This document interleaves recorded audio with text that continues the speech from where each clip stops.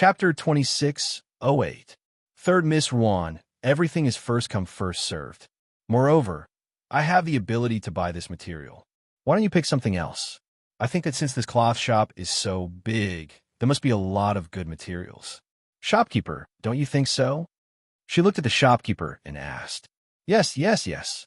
There are a few bolts of good materials. Third Miss Ruan, how about I show them to you?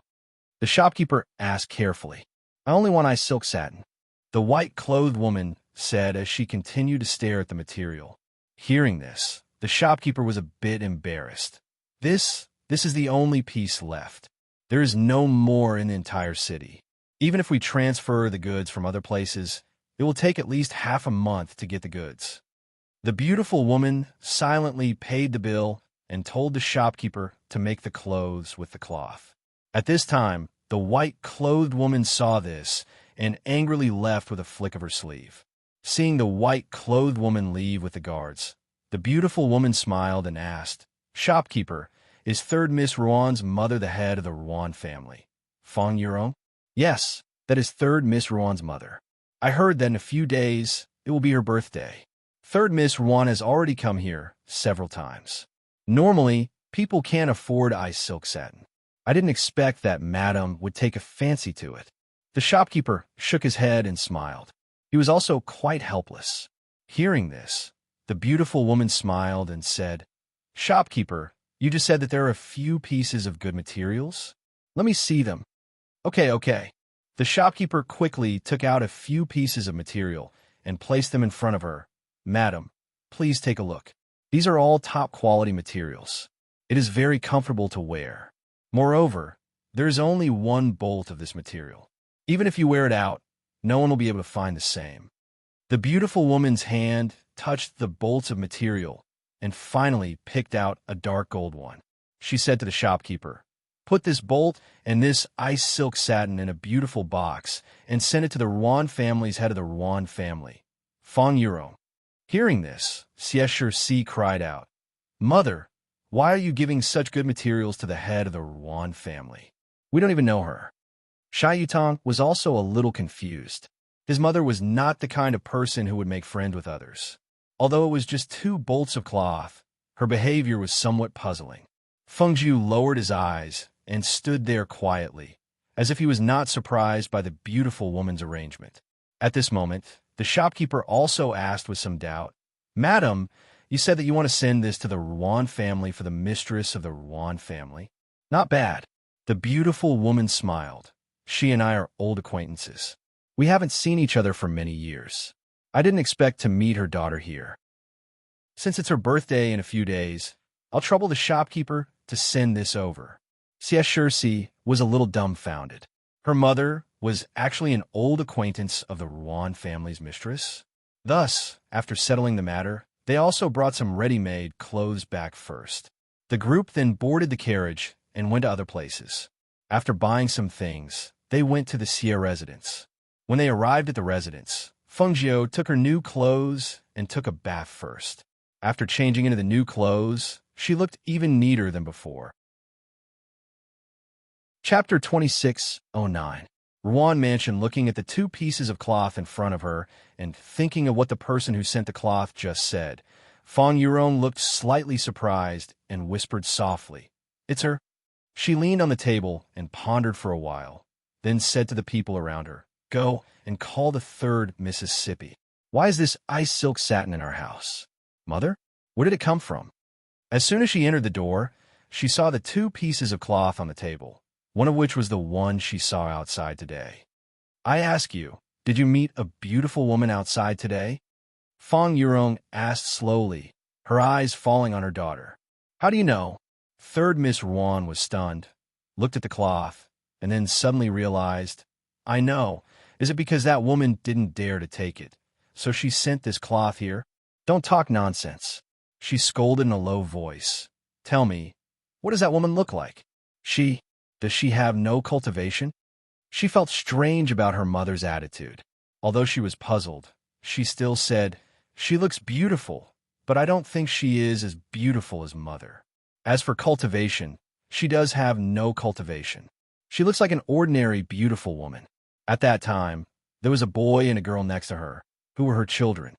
Hearing this, she pondered and said to a middle-aged woman beside her, "Ask someone to find out where she lives. In addition, prepare an invitation. Invite her and her children to my birthday banquet." "Yes," the middle-aged woman on the side responded and then retreated. "Mother, why do you want to invite them? I don't like that woman," third Miss Juan said unhappily. Hearing this, she frowned and said, "You are the third miss of the Juan family. You should pay attention to your words and deeds. What should be said and what should not be said. You have to have a sense of propriety. Go. Don't go out these days. Stay at home and help to prepare for the banquet." "Yes." Seeing that her mother's face had darkened, she responded, bowed, and retreated. At night, Fengjie was lying in bed, thinking about what happened today. She felt that this beautiful woman was somewhat unfathomable. Lying in bed, she released her divine sense and felt that Shai Yutong, who was in the same courtyard, had fallen asleep. She quietly got up, changed into a black dress, and took advantage of the night to sneak out. She avoided some of the hidden guards in the manor and prepared to go to Manor Head Xie's residence to look for clues about the stairway to immortality. When she passed by the old man's courtyard, she faintly heard the sound of a conversation. Thus, she restrained her aura and quietly went to the roof. Through a small gap, she saw the two people sitting and talking. It was Xie Yin and his father. "Now that I've arrived, I've become the third elder of the main family, and the southern courtyard has been given to us. In the eyes of others, this is an extremely good thing, but the more it is like this, the more worried I am." The old man sighed softly and shook his head. "I know what father is worried about, and I also know why the patriarch and the others value our family so much. There is of the heavens of our family. There is of the family of the family of the family of the family. Of the family. There are of the family of the family." Chapter 26:10. His voice paused, and he let out a deep breath. He knew very well where this treatment came from. If something were to happen to him, the status of his father, wife, and children in the Xie family would plummet, and no one would be able to protect them. The stairway of immortality is like a stairway to heaven and a stairway to hell. Those who can climb it are immortals. Those who can't climb it are reduced to dust. Sigh. The old man sighed. Even so, there are still people who want to try the stairway of immortality every year. However, very few succeed. I'm afraid I won't be able to stay here for much longer. In about 7 to 8 months, the stairway of immortality will open. When that time comes, I'll have to go there and wait, Xie Yin said. He thought about his wife and children, and his heart sank. When the time comes, try it. If you can't do it, hurry up and come down. Don't let the stairway of immortality force you down. You should know that if you come down, you can preserve your strength. However, if the stairway of immortality force you down, it's hard to say. I know. He nodded and thought of something. Father, what do you think of Fengjie? Fengjie? What's wrong? Why do you ask this? The old man looked at him in surprise. Fengjie, who was lying on the roof, also raised his eyebrows and listened to the conversation below. It's like this today. He told him about the matter of letting Fengjie choose the person. Finally, he said, "Originally, I thought that Fengjie was a simple and honest young man. However, after seeing him today, I feel that he is somewhat different." Hearing this, the old man stroked his beard and thought for a while, then said, "If it's really as you say, then he is indeed somewhat different. However, one thing is for sure. This young man has no ill intentions towards our clan. Furthermore, we only met him on the way here. Even if he has some secrets, it's normal. As long as he doesn't do anything to harm our clan, it's fine." Fengjie listened and quietly left. Just like how he came, he avoided the hidden guards and returned to his room. Originally, she wanted to go to the main house to find out more information. However, it seemed that there was no need for that. As long as she followed Xie Yin, she would naturally be able to reach the stairway of immortality. The next day, the gatekeeper received the invitation from the Ruan family. The invitation was handed to the beautiful woman by Fengjie. "Mother, who made this post? What do you do?" Xie Shixi held a fruit in her hand and ate it while looking at the post opened by her mother. The beautiful woman glanced at it and smiled. It's an invitation from the mistress of the Ruan family, inviting us to her birthday banquet in 2 days. Is father going too? She asked curiously. Your father won't be going. This is just a banquet for some of the female members of the family. You can make friends with some of the children of the aristocratic families in the city. The beautiful woman said as she put away the invitation. Will Xiaoju be there too? Xie Shixi thought for a moment and asked, will the man and woman be there together? No, we'll be seated separately. As the beautiful woman spoke, she looked at Feng Jiu and asked, Xiaojiu, is your throat better? I've asked the kitchen to prepare something to soothe your throat. You can go and eat it later. Hearing this, Feng Jiu paused for a moment and then nodded. The beautiful woman looked at him and smiled, then warmly said, when the banquet starts, you should come with us. Xiao Shi, I'll take care of the female guests. You'll have to take care of the Jade Hall. Chapter 26:11. The beautiful woman shook her head and said, you have to learn to restrain your temper. It's one thing at home. If you always act like this outside, it's easy to get into trouble. Mother, I'm here to find Feng Jiu. I don't want to talk to you anymore. Shai Yutong said, and said to Feng Jiu beside him, you go out with me. Then he strode out. Feng Jiu saluted to the beautiful woman, and then followed Shai Yutong out. When they came outside, Shai Yutong glanced back and said in a low voice, the children of the main family asked me to learn from each other. You go with me. Don't let my parents know. Hearing this, Feng Jiu glanced at him, took out a pen and paper, and wrote a line, telling him that she would go to the kitchen first. It's not dinner time yet. What are you going to do in the kitchen? Shai Yutong frowned and said, Okay, you go. I'll wait for you at the gate. Hurry up. After watching him leave, Feng Jiu stepped to the kitchen. The beautiful woman said that there was something in the kitchen to moisten her throat, so she went to have a look first. All the way to the kitchen, the maidservants in the mansion all bent their knees and saluted, respectfully calling the chief steward. Yes, the beautiful woman had told everyone in the mansion that she was the chief steward of the mansion, and she was in charge of the big and small things in the mansion. In fact, she was in charge of the affairs of the servants in the mansion, and as for other things, the beautiful woman was in charge of herself. She couldn't understand why the beautiful woman valued her so much. In her view, what she showed was also normal, and there was nothing eye-catching. Instead, she couldn't see through the beautiful woman. She went to the kitchen, and Shai Yutong waited for Feng Jiu at the gate outside. He looked back from time to time, but he didn't see Feng Jiu's figure. He was a little impatient. When he wanted someone to go to the kitchen to have a look, he saw the cyan figure coming out from inside. Hurry up, I'm waiting for you. He waved and strode to the main house of the Xie family. Feng Nine followed him into the main house and went all the way to the martial arts field of the main house. Before they got close, they saw more than a dozen teenagers of the same age as Shai Yutong standing there. They were talking in groups of 3 or 4.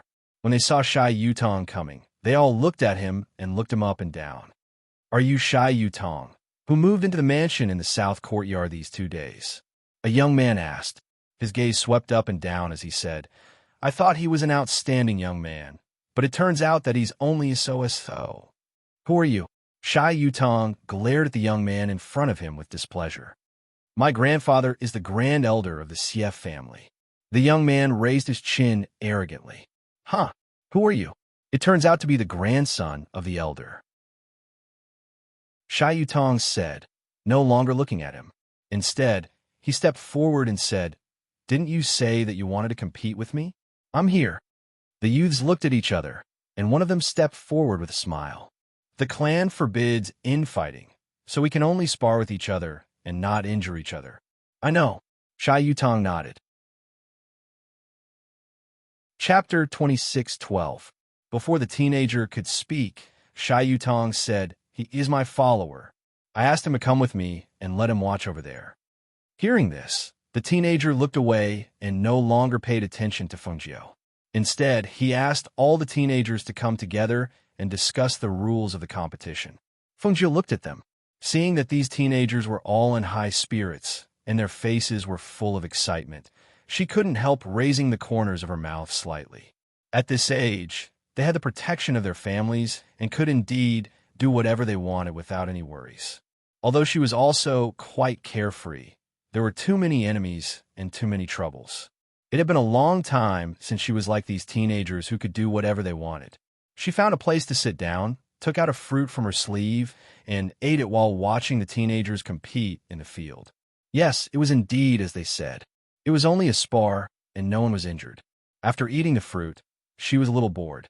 After all, from her point of view, they were just like children playing tricks. There was nothing interesting about it. She didn't know why Shai Yutong asked her to come here. Seeing that there was nothing for her to do here, she wanted to find a place to relieve herself. When she was about to leave, she caught a glimpse of a cold light from the corner of her eye. She immediately stopped and looked at the cold light. Shai Yutong and a teenager were in the field, while the others were watching outside. One of the teenagers held a small flying knife in his hand under his sleeve. The flying knife shone a cold light under the sun, which was discovered by her. She glanced at the teenager with the flying knife and remembered that he was the grandson of the first elder. However, what did he want to do with the flying knife in this competition? Just as he was thinking, he saw a sinister smile at the corner of his mouth. His vicious eyes stared at Shai Yutong, who was fighting with the teenager.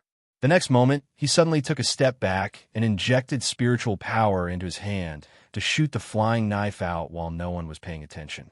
The sudden flying knife attacked Shai Yutong, which shocked the surrounding teenagers. They whispered, "Why is there a flying knife?" "Shai Yutong, get out of the way." Shai Yutong was repelling the teenager. When he turned around, he saw a flying knife coming. He instinctively wanted to avoid it, but his reaction speed was not as fast as the flying knife. Dodge! Seeing that the flying knife was aimed at Shai Yutong's life, the surrounding teenagers were all scared.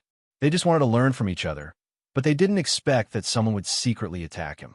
If Shai Yutong was shot by the flying knife and died here, they were afraid that none of them could escape the responsibility.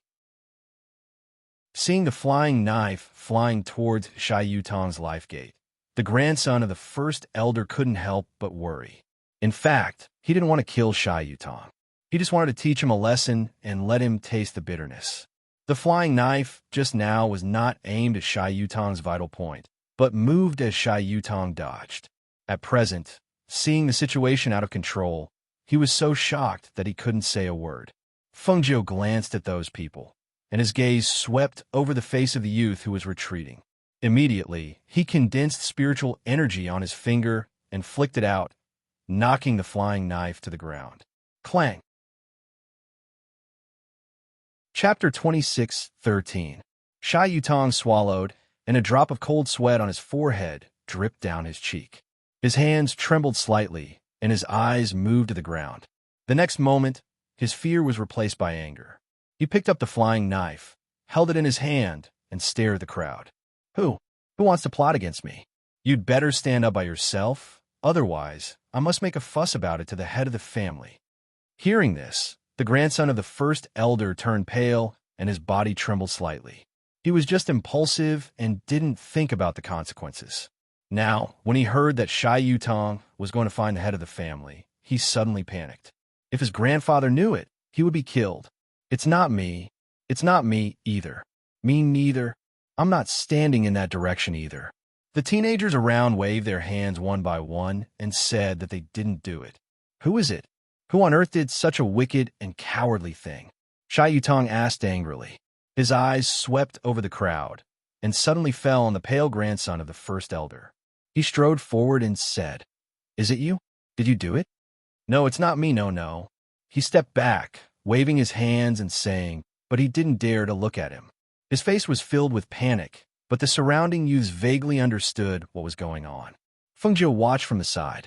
After glancing at the teenagers, his eyes fell on Shai Yutong again. It could only be said that the boy was lucky. If he hadn't pulled her here, and she happened to be here, he would have been in trouble. She watched Shai Yutong questioning there. She walked forward step by step, and the boy stepped back step by step. Finally, he fell to the ground with his legs weak and admitted it with a pale face. She raised her eyebrows in surprise, because she saw that Shai Yutong just scolded the man and warned him. He asked the man to apologize to him and promised that he would not do such a thing again in the future, and then he returned the knife to him. Why did the flying knife suddenly fall just now? Seeing that Shai Yutong didn't pursue the boy, others also began to talk about it. Yes, I was scared to death just now. Yutong, when the flying knife shot at you, you were also scared, right? I see that you're frozen there and can't move. Perhaps it was because of the way he handled things that all the youths accepted him. For a moment, all of them surrounded him, asking questions and laughing with their arms around his shoulders. You don't say. Just now, the flying knife was about to stab me, but it seemed to have been knocked down by a stream of air. Shai Yutong recalled that when the flying knife hit him just now, there was a stream of air that knocked the flying knife down, and the stream of air brushed past his face, which made him feel it clearly. Airflow. How could this be? It should be that Xie Yuliang's hand strength wasn't strong enough, so the throwing knife fell halfway. How is that possible? It shouldn't be like that. Another person said. What else? There isn't even a single shadow guard here. Don't tell me that it was the shadow guard who struck the flying dagger. A youth said as he pointed at the empty space. Feng Jiu listened to their conversation and turned to leave. Before she left, she drank several bowls of soup to soothe her throat and wanted to find a place to relieve herself. Chapter 26:14. Feng Jiu stopped and looked back at him. He stretched out his hand and made a gesture. Regardless of whether he understood it or not, he left first. Yutong, what's that guy doing? Is he really your follower? He doesn't look like one. Yes. Also, what did he mean by gesturing with his hand? Can't he speak? Shai Yutong listened to their words and said, That guy's my follower. He can't speak because of his throat. He will be fine in a few days. That's all for today. I'll invite you to drink some other day. He patted the shoulders of several people around him, pushed them away, and quickly chased after Feng Jiu. You have to remember to invite us to drink some other day. The people at the back were still shouting and laughing happily. Only the grandson of the great elder had already left quietly. Where are you going? I haven't left yet. Shai Yutong said beside him.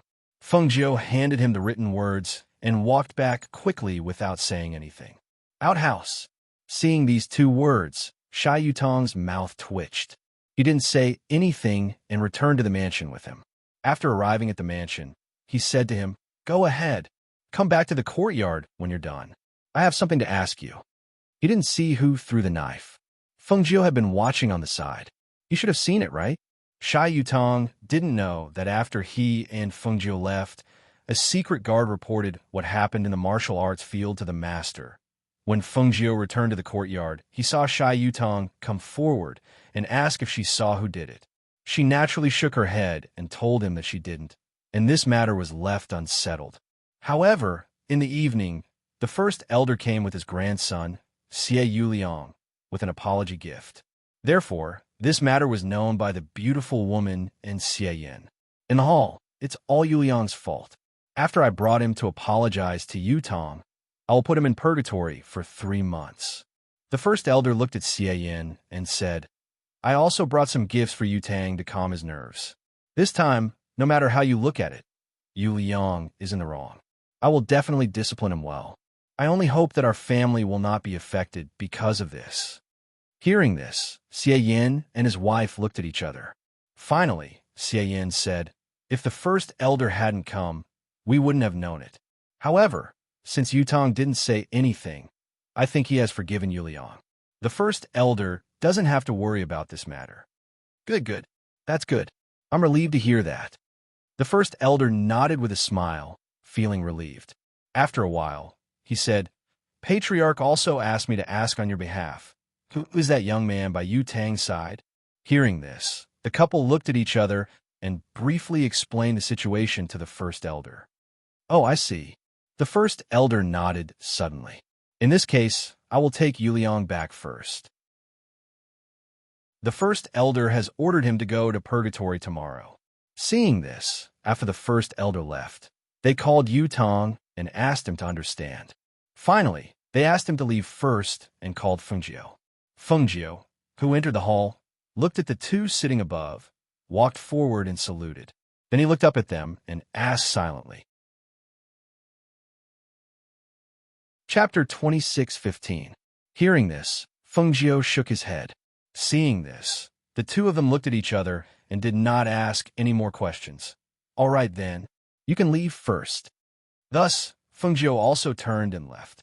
After she left, the two people in the hall began to whisper. According to First Elder, there were no shadow guards around at that time. The shadow guards closest to them were also unable to do that.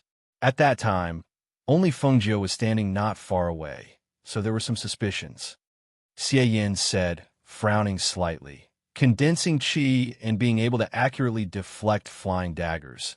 This person's strength is not weak. Since Yutong is fine, then it's fine. Even if we don't know who it is, we know that this person saved Yutong. The beautiful woman said softly, then said, in 2 days, I will be going to the Ruan family. The invitation says that I will be bringing along my son and daughter, so I was thinking of bringing Fengjiu with me. Let him look after Yutong and don't let him cause any trouble. And you could decide. I want to tell you that I am preparing to go into seclusion to cultivate. Now that father is also in seclusion, you have to take care of everyone in the residence. I know, don't worry. The beautiful woman smiled and agreed. In the residence, Fengjiu narrowed his eyes on a large tree, listening to the faint whispers in his ears. It is said that the Treasure Exchange building in the city has all kinds of things. I really want to take a look. The Treasure Exchange building is not a place that ordinary people can enter. People of our status can't enter. And I also heard that the people who enter the Treasure Exchange building are all people of status.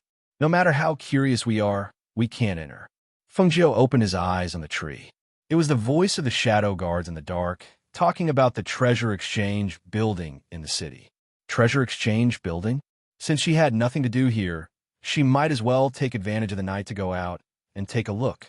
After making up her mind, she returned to her room to prepare some things. When night fell, she left the manor alone. After leaving the Sierra State, he found a place to change into a red robe and remove the disguise on his face. At the same time, he took out a mask and walked out from the shadows. After inquiring about the location of the Treasure Exchange Pavilion, he headed towards the Treasure Exchange Pavilion. There were rules outside the building. Fengjiu glanced at it and smiled. He took out a badge from his space and pinned it to his chest before stepping inside. Seeing the badge on Fengjiu's chest, the guards did not dare to stop her. On the contrary, they respectfully bowed and invited her in. Then, another person quickly entered the building. Manager, there's an alchemist wearing the Alchemy Saint's badge outside. There were very few people who could reach the Pill Saint level. They all knew the few Pill Saints in the city, but they had never seen the one who came tonight before.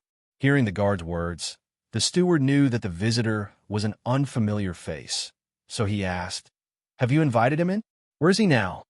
He's in the third room on the second floor. A servant girl is waiting on him, and you can leave. I'll go take a look. The steward waved his hand and stood up with his hands behind his back. He paused thoughtfully for a moment before walking out. Chapter 26:16. When the steward came in from outside, his gaze fell on a masked man dressed in red sitting at the table. Even though he had seen many outstanding men and women, when he saw this man whose face could not be seen, he was still stunned.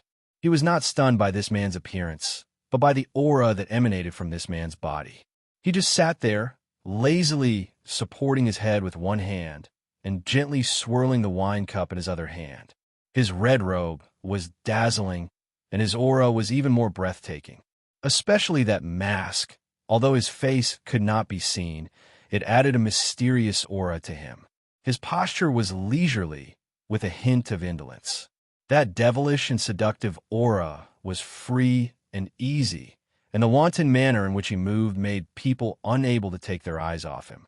The bottomless eyes hidden under the mask, as well as the noble aura that was formed from it, made it impossible for the manager to have the slightest bit of carelessness in his actions or thoughts. After adjusting his emotions, he cupped his hands and bowed to the man in red and respectfully asked, "I am the manager of this building, surnamed Lin. How should I address you?" "Ghost Doctor," Fengjiu said slowly. Hearing this, Manager Lin was slightly startled. Ghost Doctor? He seemed to have never heard of such a person as the Ghost Doctor. "How can I help you, Ghost Doctor?" Fengjiu took out a pill bottle and placed it on the table. "This is a pill that can allow a cultivator at the peak of the Sage Immortal stage to break through to the Immortal Emperor stage." Hearing this, Manager Lin's eyes narrowed, and his gaze fell on the small bottle on the table. A pill that could allow a cultivator at the peak of the Sage Immortal stage to break through to the Immortal Emperor stage? Was that possible? "Ghost Doctor, a pill that can allow a cultivator at the peak of the Sage Immortal stage to break through must be at least a 7th-tier pill. May I ask if this pill?" His gaze fell on Fengjiu, and his eyes were filled with curiosity. "Since your building is a place where treasures are exchanged, there should be an appraiser. Why don't you let him appraise it?" Fengjiu said casually, and continued to pour wine for himself. Hearing this, Steward Lin paused for a moment. After pondering for a moment, he said, "All right, then please take a seat, Ghost Doctor." He bowed and retreated, personally going to the appraiser's place in the building. In the middle of the night, several appraisers were drinking and chatting, talking about the treasures they had appraised in the past few days. At this moment, when they saw Steward Lin enter, they all stood up and bowed. Steward Lin. Although Steward Lin was only a steward, he was highly regarded by the owner of the building. Moreover, all the important matters in the building had to go through him. Therefore, although the appraisers had a high status, they still respected him. "You guys continue drinking. Elder Chun, come with me," Steward Lin said as he walked forward. Hearing this, everyone was slightly surprised and asked, "It's already so late. Why does Steward Lin still look like he's in a hurry? Is something the matter?" "That's right. There's a Saint Alchemist in the building. However, he took out a level 7 pill and said it's a level 7 pill that can help a cultivator at the peak of the Immortal Sage realm break through. He's still waiting in the room. That's why I asked Old Chun to appraise it." Chapter 26:17.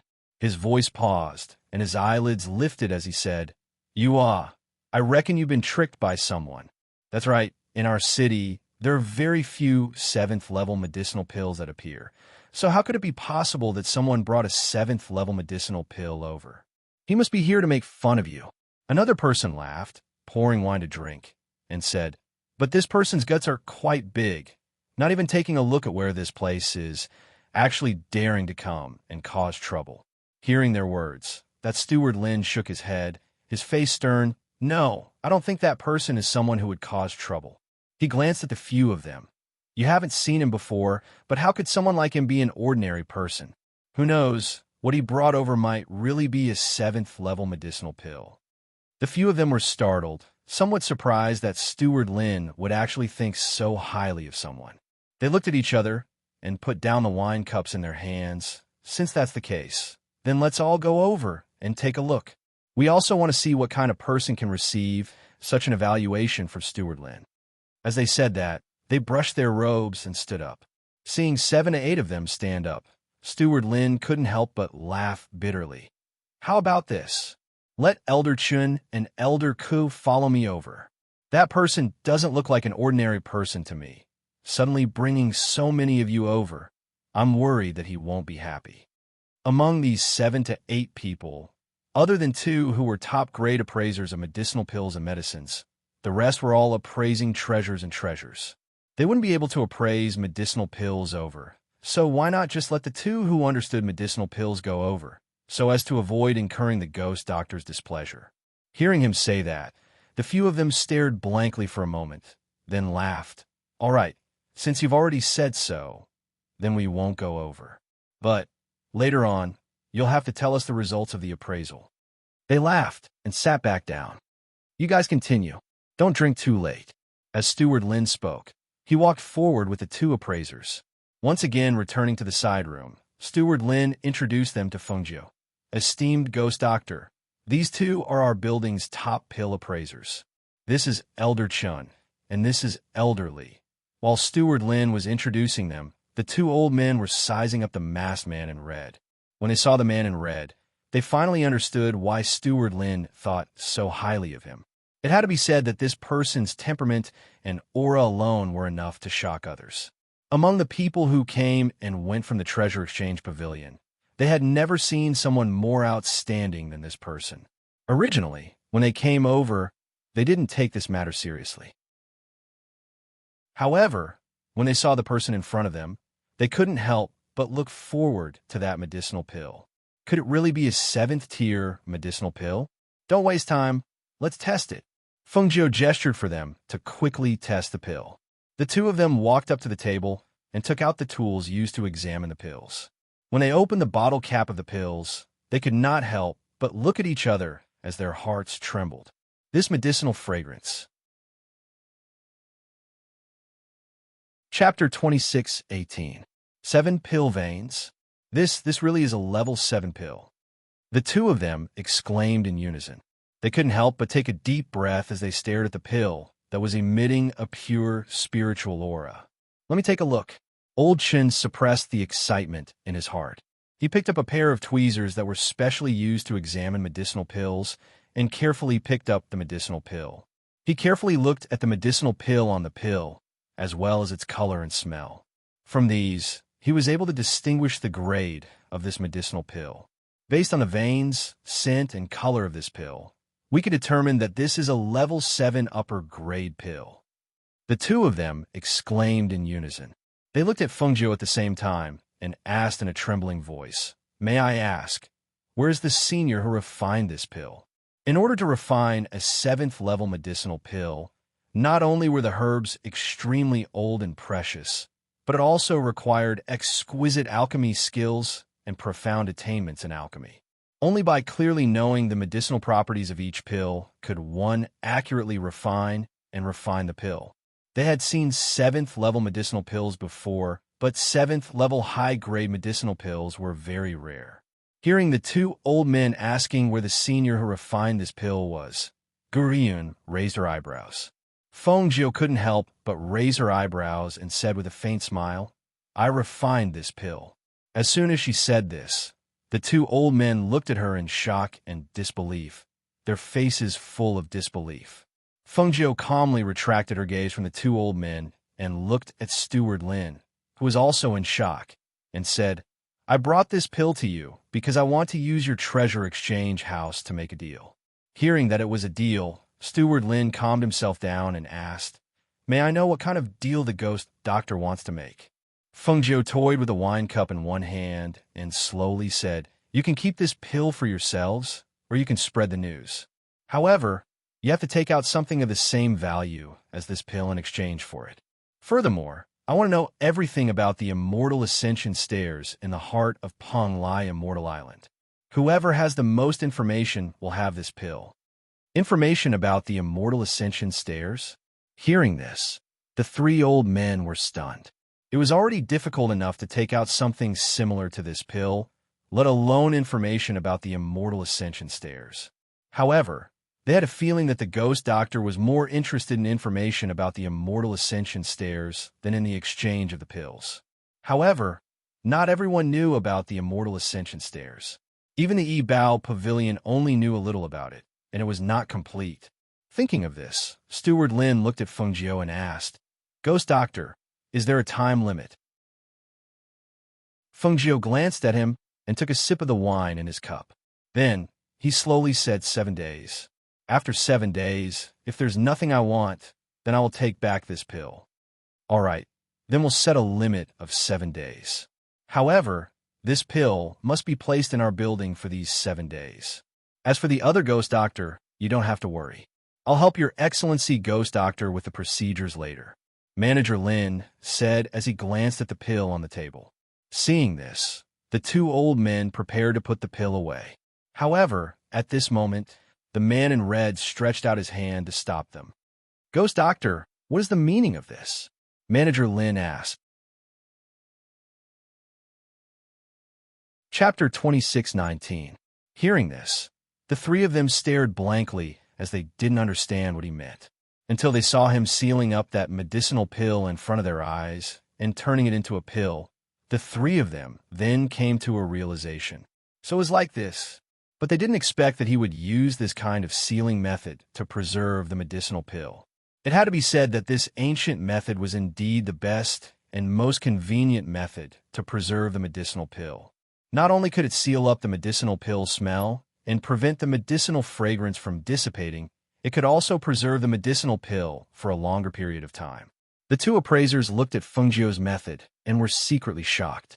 They were appraisers and naturally knew how harsh this method of preserving the medicinal pill was. The seemingly simple sealing of the medicinal pill was easily done by this man. Earlier on, when they heard him say that this medicinal pill was refined by him, they had their suspicions.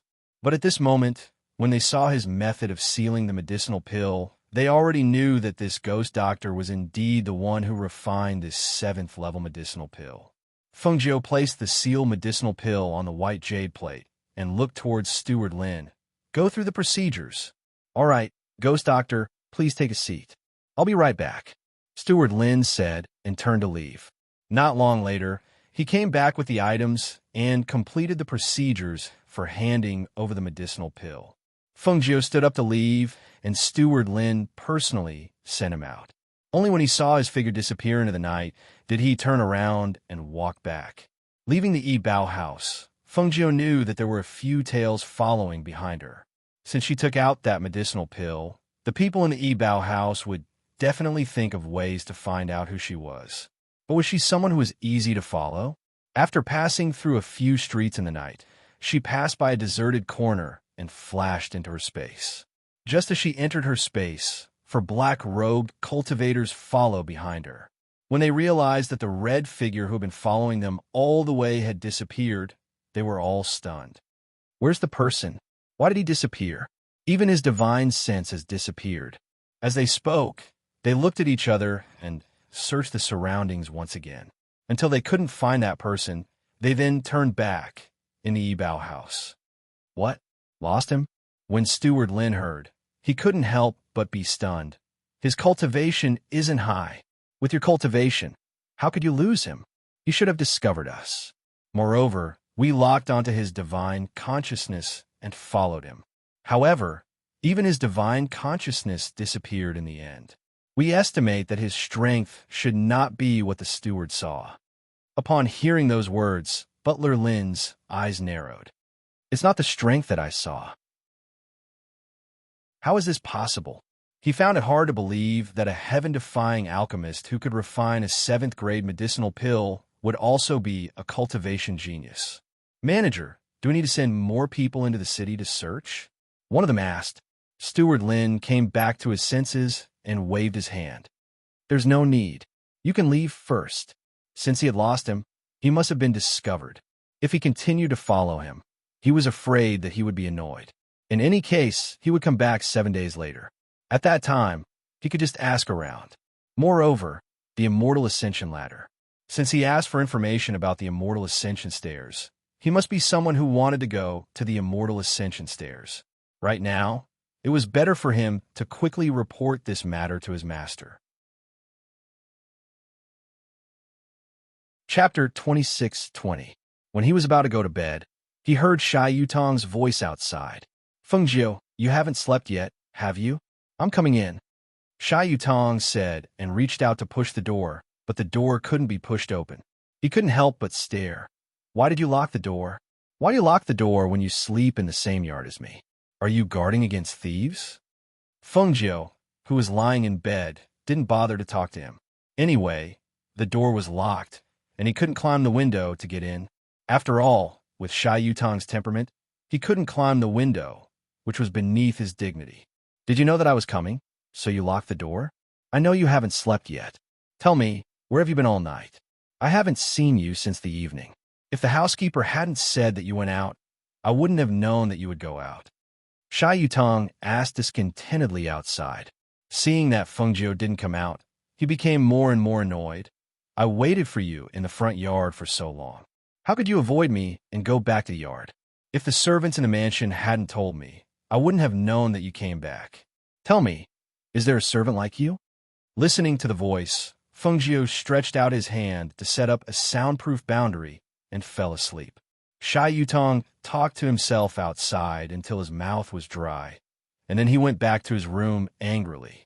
The next day, when Fengjiu went out of the room, she saw Shy Yutong standing in front of the door and staring at her. So she asked, "So early? Are you waiting for me?" However, as soon as her voice came out, Shy Yutong was stunned and pointed at her with a look of astonishment. You can talk?" "Yes. Yesterday, I went out for a stroll in the city and bought a pill to treat my throat. Today, my throat is much better." She touched her throat and said thoughtfully. Hearing this, Shy Yutong, who was still angry, stared at her with a strange expression. "Why does your voice sound so strange?" "It's different from mine." "Is it strange?" "I think it's okay." At this time, Shy Yutong remembered that he had stood outside Qin Haodong's room for so long last night and talked for so long without getting any response. He couldn't help but ask angrily, "Why didn't you say so last night? You've been talking outside for so long, but you didn't even make a sound." Did you talk outside my room last night?" "I don't know," she said innocently. "I fell asleep after taking the medicine. I didn't hear anything." Hearing this, Shy Yutong only felt that he had nowhere to vent his anger. He took a deep breath, glared at Fengjiu, and then left. Fengjiu looked at him strangely, rubbed his stomach, and went to the kitchen. Here, she was free. She didn't have to appear in front of the Sief family often. Instead, she could do whatever she wanted. Although she was in charge of the servants in the mansion, they didn't do anything wrong. They all obeyed the rules, so she was happy to be free. On this day, she had nothing to do in the mansion. She just walked around and occasionally practiced with Shy Yutong and his sister in the front yard. Until the day when she was going to the Ruan family's banquet, she was a little busy. She arranged the carriage early in the morning. Today, she served as the coachman. After tidying up her things, she drove the carriage to the door and waited for them. "Xiaojio, do you think my clothes look good today? This is the new set." As soon as Xie Shixi saw Fengjiu, she quickly ran forward and asked with a happy face. Chapter 26-21. The beautiful woman slowly walked over. She was dressed in a crescent white dress. She was elegant and dignified. Her coil hair did not have too many accessories. There was only a green hairpin inserted diagonally into her hair. The tassels on her waist swayed gently as she walked. It was very beautiful. The more she looked at the beautiful woman, the more she felt strange. A woman who could not cultivate and would hide in a man's arms in panic when in danger. Why did she sometimes show such a mysterious temperament? Yes, she was mysterious. So far, she could not see through the beautiful woman. She always felt that she should not be so simple. "Get on the carriage," the beautiful woman said to her son and daughter. Shy Yutong and his wife got on the carriage first, and then Fengjiu helped the beautiful woman get on the carriage. After they all sat down, they sat down outside and drove the carriage to the Ruan family. The Ruan family was not far from the Xie family. In addition, Fengjiu had explored the road yesterday, so he was familiar with the road conditions. Soon, they arrived at the gate of the Ruan family. However, unexpectedly, there were 7 or 8 carriages in front of them, blocking the road. "Madam, we can't get through. The carriage has blocked the road ahead. Do you want to get off here?" She looked back and asked. It was only a dozen meters or so from here, so it was convenient to park the carriage aside. "Okay, let's get off here." The beautiful woman came out first. After getting off the carriage, she said to Fengjiu, "You can park the carriage nearby. Tell the gatekeeper of the Ruan family to keep an eye on it. Later, Shixi will follow me, and you will follow Yutong." Hearing this, she nodded and said, "Yes." After parking the carriage, she told the gatekeeper and followed them inside. She followed Shy Yutong like a servant. Looking forward, she saw the beautiful woman walking in front of her chatting with a woman in another carriage, talking and laughing all the way. She retracted her gaze and looked around. She saw that the Ruan family's interior was also very imposing, comparable to the Xie family's main residence. Around the small path leading to the backyard, there were several hidden guards guarding in the dark. The place where the matriarch of the house held the banquet was in the backyard, and the place where the young man and the young woman stayed was separated. When they arrived at the rear courtyard, Fengjiu was not allowed to enter the inner courtyard because of his status as a servant. Thus, the beautiful woman had Fengjiu wait at the courtyard entrance for a while. Not long after she brought her son and daughter in, Xia Yutong came out first after meeting the mistress of the Yuan family. Let's go. It said that many disciples from the clans in the city have come. Let's go take a look. Xia Yutong came to Fengjiu's side and said. Then he followed a maidservant who led the way to the other side. Fengjiu followed him to another courtyard. When he entered, he saw that there were already more than 10 men in their teens to 20 sitting inside. Behind each of them was a manservant. The arrival of Xia Yutong made those people look back. As the host, Child Ruan saw another guest coming. So he stepped forward with a smile. I'm Child Ruan. I don't know who this is. I'm from the CF family. My name is Xia Yutong. Xia Yutong looked at the man in front of him. He saw that the man in front of him was about 20 years old, with sword-like eyebrows and starry eyes. He had an outstanding appearance and a slender figure. Chapter 26-22. It turns out to be the young master of the CF family. You're late. We've all come early. Come and sit down. Seeing this, Xia Yutong went forward with the eldest young master of the Yuan family and sat down in one of the seats, while Fengjiu stood behind him. There are several young masters of the CF family.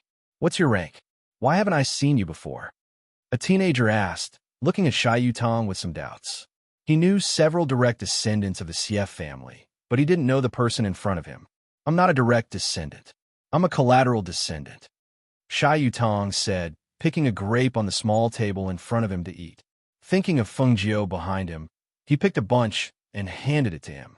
Here, Fengjiu glanced at him in surprise.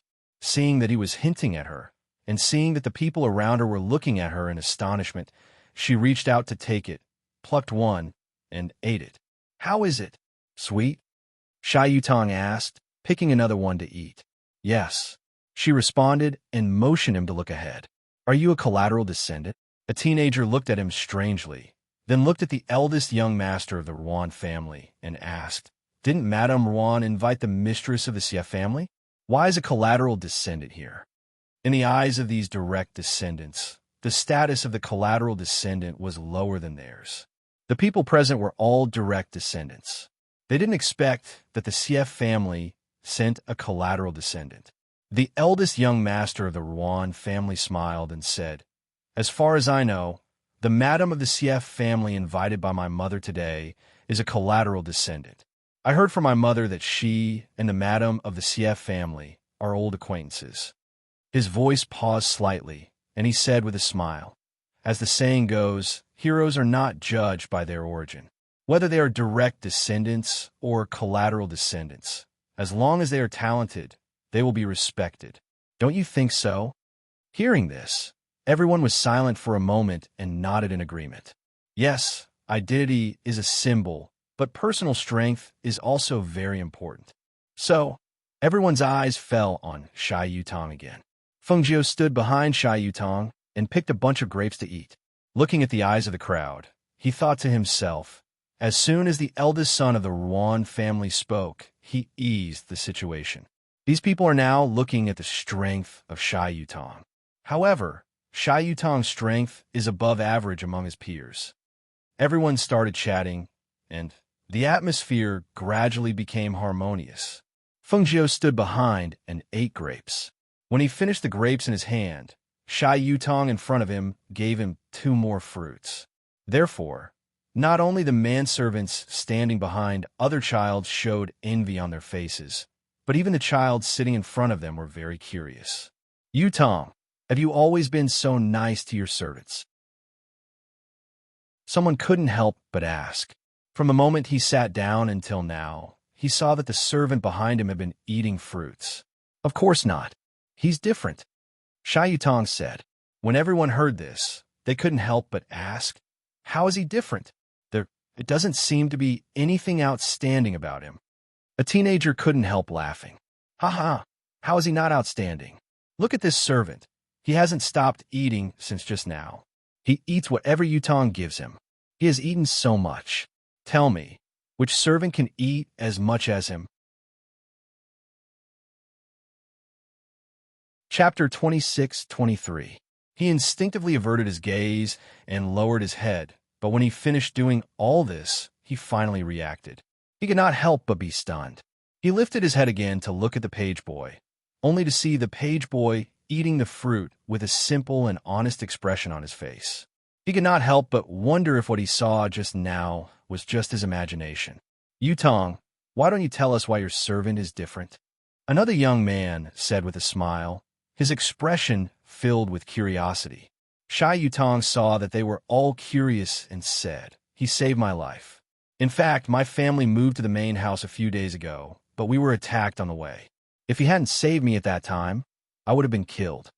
Hearing this, everyone was slightly surprised. This servant saved you? He doesn't look very strong. So your family moved here a few days ago?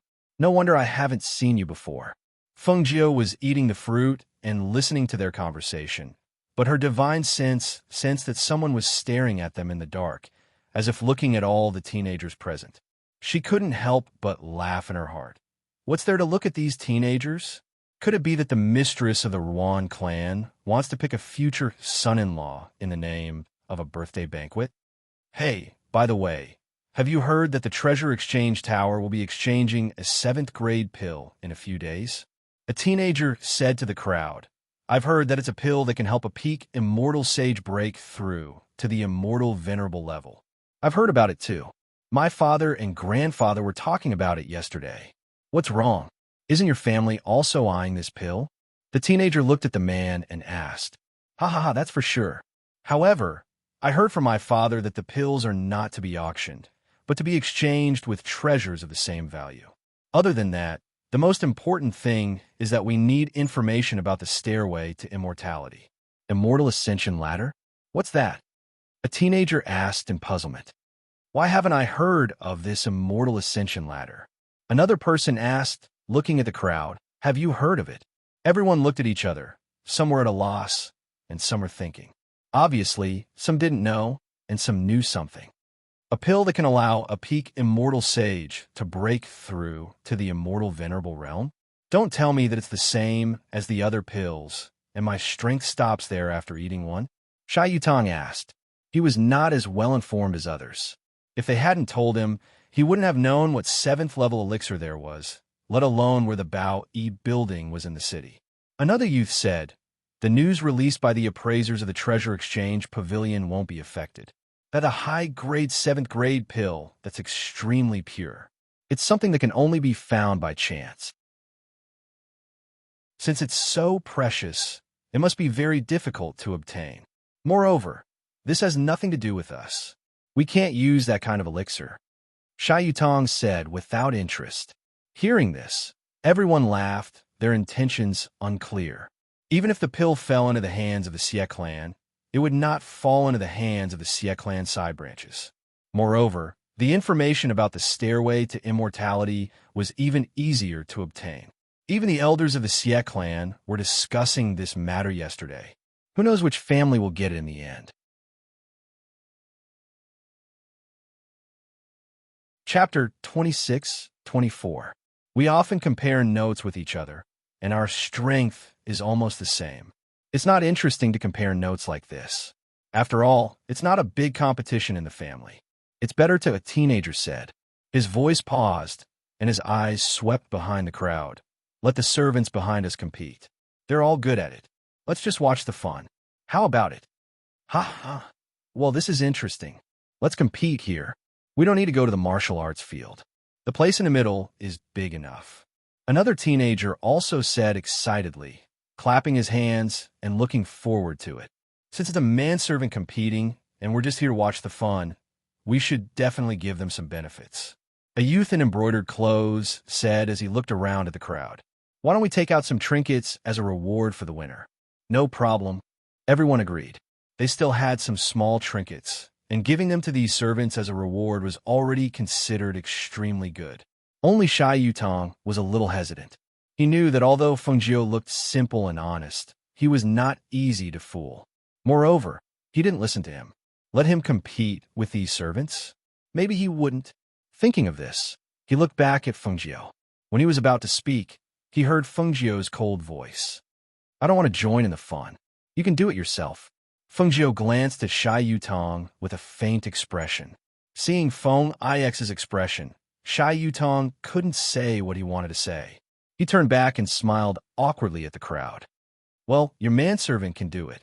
I'll pass. When the crowd heard this, they were slightly surprised. How can that be? Yutong, you are too mean, aren't you? Yes, it's just a game. It's just fun. Why don't you participate? Could it be that you're afraid that your manservant will lose? Oh well, he usually doesn't play this game. He is a little dull and can't play this game. Let's just watch. Shy Yutong said. Seeing that the teenager was about to speak, he stood up with his hands covering his stomach. Oh, I guess I drank too much wine. I have to go to the toilet. You can play. Seeing him rushing out of the yard with his hands covering his stomach, the teenagers were stunned for a while and then laughed at the same time. Shy Yutong is really interesting. He escaped by urinating? I think his servant is more interesting. He said he didn't want to play. If Yutong wants to play, he can do it himself. The teenager in brocade, sitting next to Shy Yutong, laughed and said, I haven't seen any servants as bold as his. Yutong said earlier that the manservant saved his life, so he's probably unable to treat him like an ordinary manservant. Let them be. Another person said with a smile and called out the servant behind him. Go and compete with them. If you win, you will be rewarded. As a result, the yard became lively again because of the competition between the manservants. Outside, Shy Yutong, who had left the yard, looked at Feng Nine beside him as he walked and said, they even used the excuse of going to the bathroom. I guess they will laugh to death. If I had known, I wouldn't have listened to my mother and brought you here today. Chapter 26-25. Why can't I get out? Shy Yutong stopped and walked back to the original place after 2 laps. He couldn't help but look back in astonishment. Did we enter a place we shouldn't enter? There's a formation here, Fengjiu said and released her divine awareness. She felt that there were no secret guards nearby. Just as she was about to speak, she heard the faint sound of a guqin coming from the front. Who's playing the guqin? Do you hear the sound of the guqin? Shy Yutong looked at Fengjiu and asked. He took a step forward and was about to follow the sound of the guqin, but was stopped by Fengjiu. Why are you pulling me? He looked back and glared at her with dissatisfaction. This is someone else's home. Don't break in. This guy was reckless. Didn't he know that curiosity killed people? I didn't break in, he continued. You see, we accidentally walked in. Since that's the case, we will also accidentally walk to the front. We didn't mean to barge in. He smiled slyly. Let's go, let's go. Anyway, we've come in.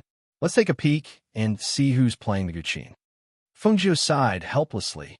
If you break in like this and bump into something you shouldn't see, it will cause trouble. Come with me. Let's go to find your mother. She pulled him, but the guy shook off her hand and ran forward. What's wrong with just taking a look? Besides, what trouble can there be here? There must be someone living here, since there is the sound of the zither. We can ask him how to get out of this formation. Shy Yutong walked quickly inside and followed the sound of the zither, but he still couldn't get out of the formation. Fengjiu saw this and shook her head secretly. She had to walk beside him and follow him. After 2 laps, she saw that he was about to walk to the other side. She stopped him and said, It seems that someone has just passed by that side. Let's try this side. Have they passed by it? He expressed his doubts. Yes, they have, Fengjiu said and walked to the other side. Seeing this, Shy Yutong followed him.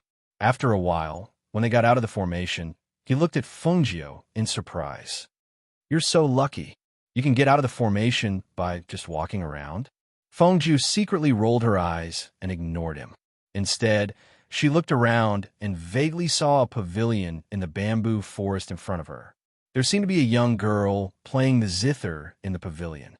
It's a girl. How can she live in such a place? Shy Yutong said. Before Feng Nine could speak, he strode forward and shouted, Miss, let me ask you something. How can we get out of this formation? When the girl who was playing the zither heard the sound, she was startled. She didn't even turn her head as she stood up in a panic and ran into the forest. Because she ran too fast, she tripped over a stone on the ground and fell. However, she didn't care about the pain as she got up and ran. Shy Yutong stood not far away and watched the girl run to the forest. After a long time, he looked back at Fengjiu. Do I look scary? Why did the girl run away as soon as I said that? Fengjiu looked at the forest and looked back after a glance. He said, I don't think she often sees strangers. It's rude of us to appear like this. Let's go. Go. Where to? Do you know how to get out? Shy Yutong glanced at Fengjiu and said, It's pure luck that you can come in just now. If you go in now, you won't be able to get out even if it's dark. Chapter 26:26. Come with me. We can't go out. That woman must know how to get out. Besides, I'm the master. You should listen to me. Shy Yutong said and walked forward. He asked curiously, but all the young masters and young ladies of the Ruan family are at the banquet. Why didn't she go there? Fengjiu didn't bother to speak again and followed him. She had explored this place with her divine awareness. There was only one woman and no one else. Since he wanted to have a look, she would let him go. The two of them walked into the depths of the bamboo forest until they arrived at a bamboo house. With a sweep of her divine sense, she knew that the woman was hiding in the bamboo house. However, she felt a little strange in her heart. This was the Ruan family, and this woman should also be a member of the Ruan family. Why would she be scared to the point of hiding when she saw them? Just as she was thinking, Shy Yutong had stepped forward and knocked on the door. Is anyone there? Miss. Seeing this, Fengjiu, who was standing behind, went to the stone table outside the bamboo house and sat down. She held her cheek with one hand and looked around. After a while, she heard a small voice. Who are you people? What are you going to do? Hearing the voice, Shy Yutong grinned and said, We are from the Xie family. Today is the birthday of the mistress of the Ruan family. Many people from aristocratic families were invited. My servant and I walked into the tactical matrix when we came out. Now we can't get out. Miss, you should know how to get out of the tactical matrix, right? Can you tell us how to get out? Fengjiu smiled. The tactical matrix seemed simple, but in fact, it was complicated. Obviously, it wanted to isolate the bamboo forest from the outside. What's more, there were no secret guards around the tactical matrix. It was obvious that the person who set up the tactical matrix knew that even if someone broke in by mistake, they couldn't get in. As for the girl who lived here, she looked like a teenager. It was estimated that she couldn't solve the tactical matrix. I don't know. The girl's voice came in a low voice. She sounded a little sad. Shy Yutong was stunned. You don't know? He instinctively looked back at Fengjiu. She doesn't know. What should we do? Fengjiu smiled and said, You are the young master. I should listen to you on this matter. Hearing this, Shy Yutong froze and smiled embarrassedly. I was just kidding. Besides, you are not a servant in my house. I just said that you are a servant in front of outsiders. Even if you want to leave our house, we can't do anything to you, right? He came to the table and sat down. He looked at Fengjiu and said, We've been out for some time. If we don't go back now, my mother won't be able to find her. I see. She looked at him leisurely and said, But there's nothing I can do. I don't know much about that array formation. I was lucky to be able to walk in. If I walk in again, I reckon I won't be able to walk out, even when it's dark. Shy Yutong's mouth twitched. Why did those words sound so familiar? As the two of them were talking, the door of the bamboo house quietly opened a crack. The young girl peeked out from the crack and looked at the two of them carefully and curiously.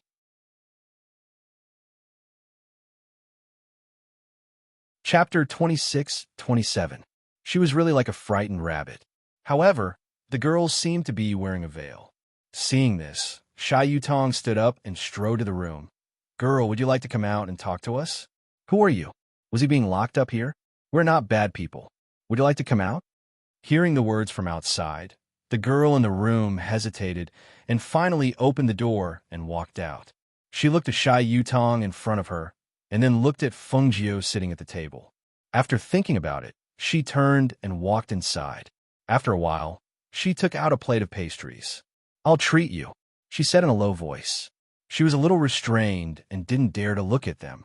She lowered her head slightly, but it was full of kindness. "We just ate a lot in front." Shai Yutong didn't know much about the ways of the world. He just thought that they had just drunk some fruit in front, so he was a little full. However, before he finished speaking, Feng Jiu came over and took the plate. "Thank you," Feng Jiu said. He took the plate and walked to the table, saying, "Come and sit together." The girl quickly looked up at Feng Jiu, and her eyes lit up. She nodded happily. "Well." Then she followed Feng Jiu to the table and sat down. "What's your name?" Feng Jiu asked, picking up a piece of pastry and eating it. My name is Ruan Ruyun." She lowered her head, put her hands under the table, and nervously grabbed the corner of her clothes. "Who are you in the Ruan family? Why do you live here?" Since he couldn't get out, Shai Yutong was not in a hurry, so he asked curiously. Thus, as the two of them questioned each other, they found out about the girl's identity and why she was here. It turned out that the girl was the fourth miss of the Ruan family, the youngest daughter of the mistress of the Ruan family. However, because there was something on her face, the medicine was useless, so she had been locked up here. "Really? No matter what, you are still Madame Ruan's daughter. How could she lock you up like this?" Shai Yutong was a little surprised. Their mother was very good to them. He believed that even if they had a bad disease, she would not give them up. But the girl in front of him was obviously abandoned by her family. "So, you've been living here alone since you were 5 years old?" Feng Jiu was also a little surprised. Such a young child. Could it be that he lived here alone?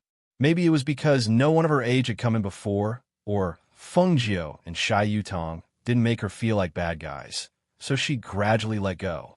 "Yes, my father and mother said that if outsiders knew that I looked like this, it would embarrass the family, so they let me live here by myself. However, they sent people to teach me how to read and play the zither. My big brother will also send me things every few days." "You're not weak either. You're not inferior to your elder sister. Don't tell me your parents don't know." Ruan Riyun was startled by Feng Jiu's words. She instinctively looked up. Seeing her reaction, Feng Jiu raised his eyebrows. Shai Yutong was stunned. He looked up and down at Ruan Riyun, and then looked at Feng Jiu. How is her strength not low? Why don't I see it? Feng Jiu glanced at him and said leisurely, "Higher than you." Chapter 26-28. Ruan Riyun looked at Feng Jiu with shock and doubt in her eyes. "My master said that even my father couldn't see through the hidden skills I practiced. How did you see through it?" Hearing this, Shai Yutong couldn't help but stare. In that case, was this girl really stronger than him? Feng Jiu smiled and said, "It doesn't matter how I know. However, since your master wants you to hide it, he must have his reasons. Don't worry, we will forget about this place when we get out of here. We won't mention anything about you. The problem is that we can't get out," Shai Yutong said and couldn't help sighing. If he had known it, he wouldn't have run around and wouldn't have been trapped here. Feng Jiu glanced at him and stood up. "I'm lucky.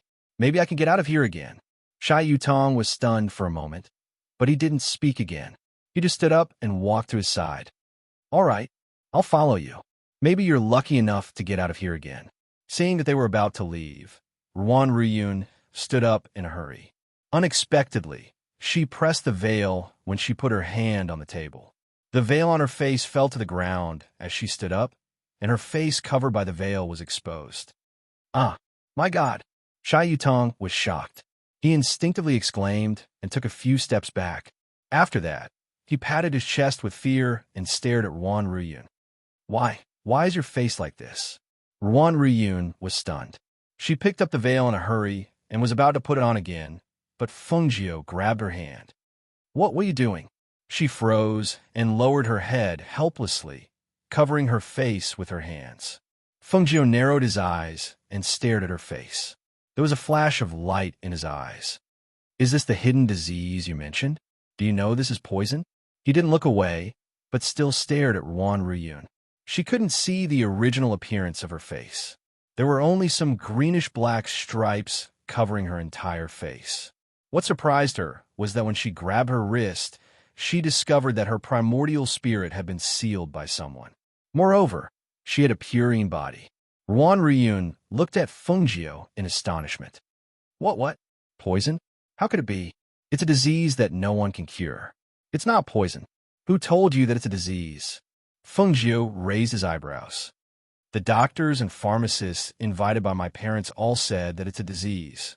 Some said that I was haunted by ghosts and that my face couldn't be cured. Ruan Ryun said with a sad expression. She paused and looked at Fengjiu. However, my master said that as long as I work hard and cultivate, as long as I break through to the golden core stage, this disease will be cured. However, I broke through to the golden core stage a few days ago, but my face is still like this. Perhaps my face won't be cured. Fengjiu narrowed his eyes. His eyes were deep. No one knew what he was thinking. You said before that you suddenly contracted a disease when you were 5 years old, and your master also appeared at that time? He looked at Ruan Ryun and asked. Yes. Ruan Ryun didn't understand why Fengjiu asked this. Holding the veil in her hand, she hesitated and asked, Veil, can I wear it? She wasn't used to showing her ugly face in front of others. It made her feel uncomfortable and made her feel inferior.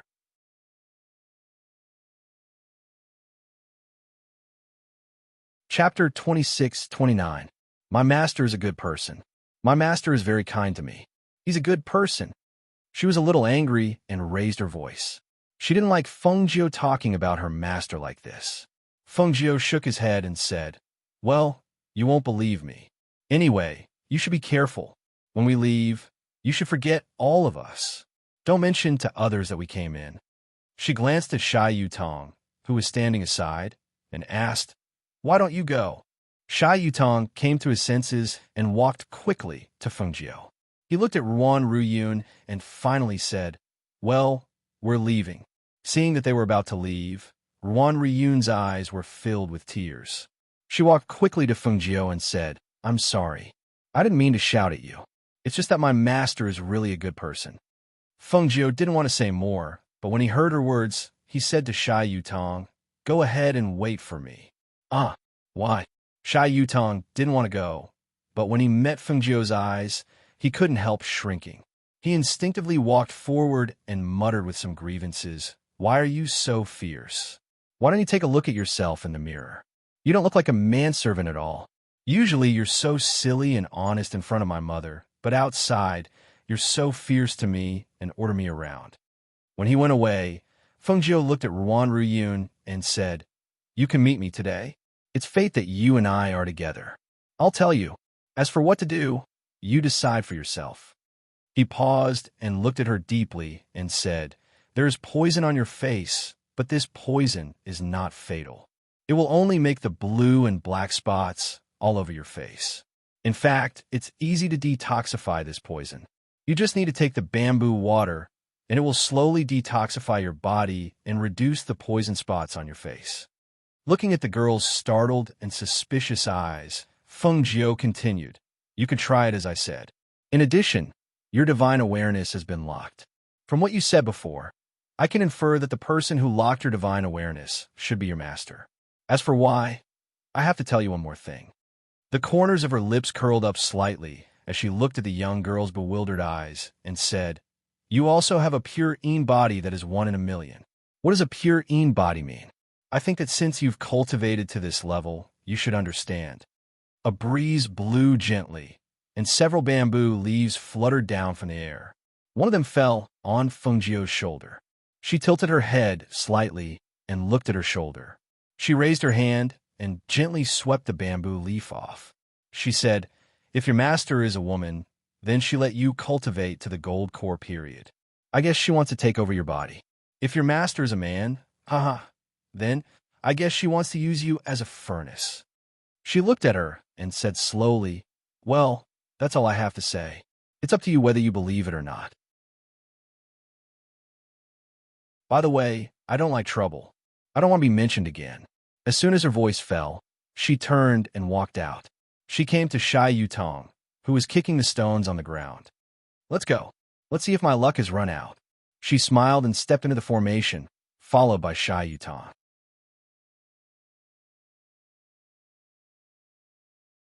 Chapter 2630. After circling the formation twice, the two of them walked out. Shy Yutong, who was out of the array, stared at Feng Jiu with a strange look and asked, "Do you know how to get out of this array?" "I'm just lucky. I came out while walking." Feng Jiu smiled and continued to walk forward. "Don't lie to me. How can you get in and get out by luck? You must know how to make arrays." He looked at him as he spoke. He saw that his face was ordinary, and even if he were to walk on the streets, he would not be able to find him. But why was it that the more he interacted with him, the more he felt that he was not simple? "Hey, what did you say to her just now? Why can't I listen?"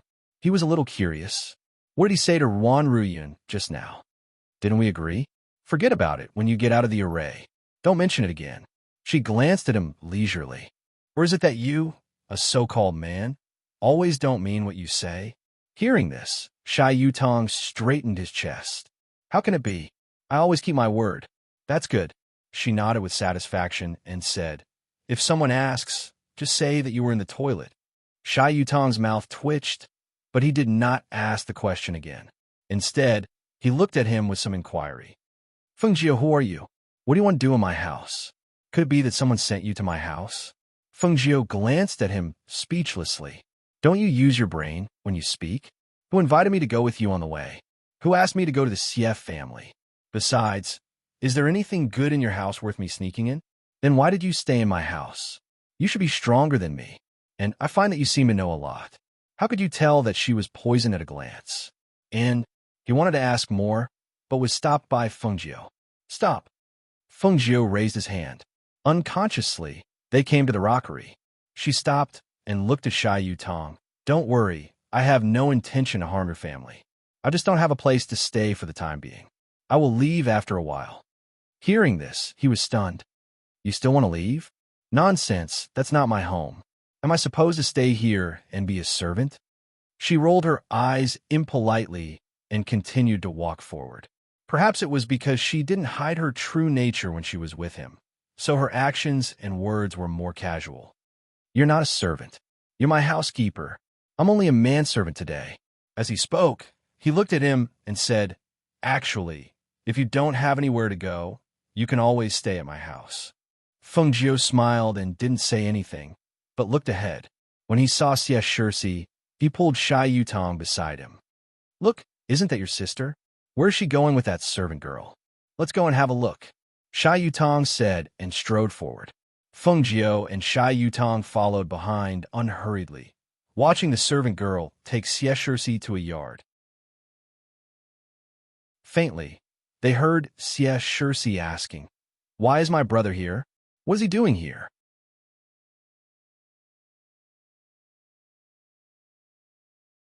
Chapter 2631. Shy Yutong seemed to have caught something. He pointed to the front and said, "Look, she really wants to trap my sister. The maidservant took my sister in and left by herself. Damn it, I'm going to see what the hell she wants to do." He strode forward angrily. Seeing this, Feng Jiu glanced in the direction of the maidservant's departure and followed Shy Yutong. When they came to the yard, they were a little surprised because the yard seemed to be a deserted place. There were only two big trees on the left and right. Moreover, there were two cheer-restraining arrays around the two big trees, one of which was used to hide the spiritual aura in the yard. "Little sure? Little sure?" Shy Yutong shouted, but his sister didn't answer. "Strange, why didn't she answer me?" He stepped forward and pushed open the door of the only wing room in the yard. After entering, he found that the room was empty and there was nothing in it. But in the yard, there were no other rooms or backyards except for this room. "Why is there no one? Little sure? Little sure?" He was a little flustered and shouted anxiously, but there was no response. He couldn't help but turn back and walk quickly to Feng Jiu. "What should I do? Little sure is missing." Feng Jiu walked slowly and looked at the empty room. Her eyes fell on the center of the room. She walked slowly at first, then took a few steps back, as if she was studying something. After a while, she looked at the surrounding walls carefully. "There should be a secret passage in here. Look for it. There may be a mechanism on the wall."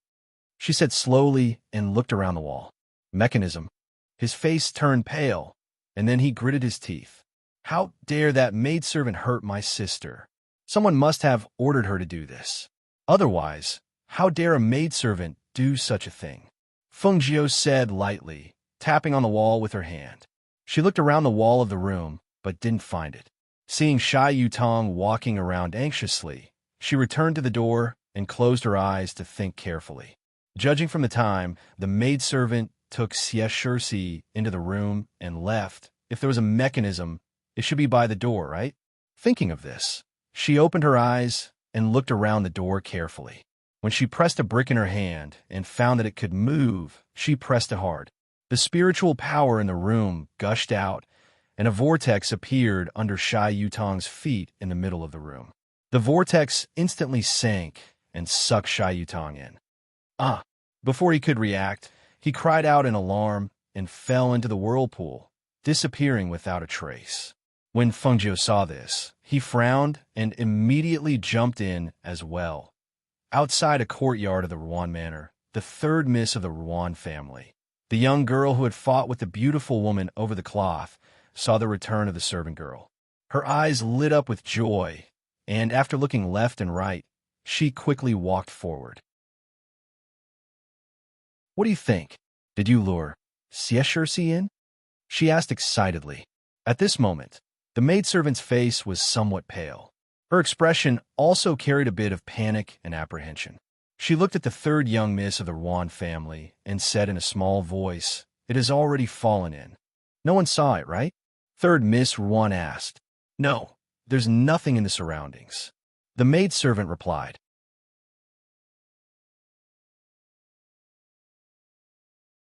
Chapter 2632.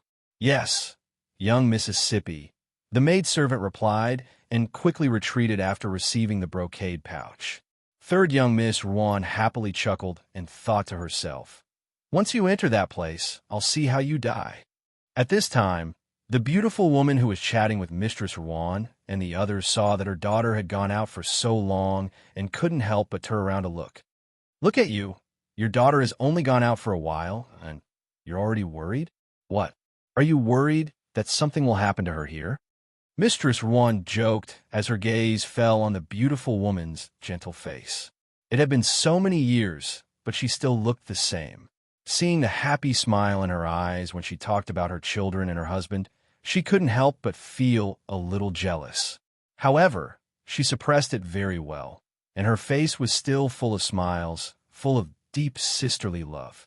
"This child of mine always makes me worry at home. If I don't see her in a while, I'm afraid that she'll cause trouble again," the beautiful woman said softly. "It's fine. If she doesn't come back in a while, I'll send someone to look for her," Mistress Ruan said as she smiled and picked a grape to eat.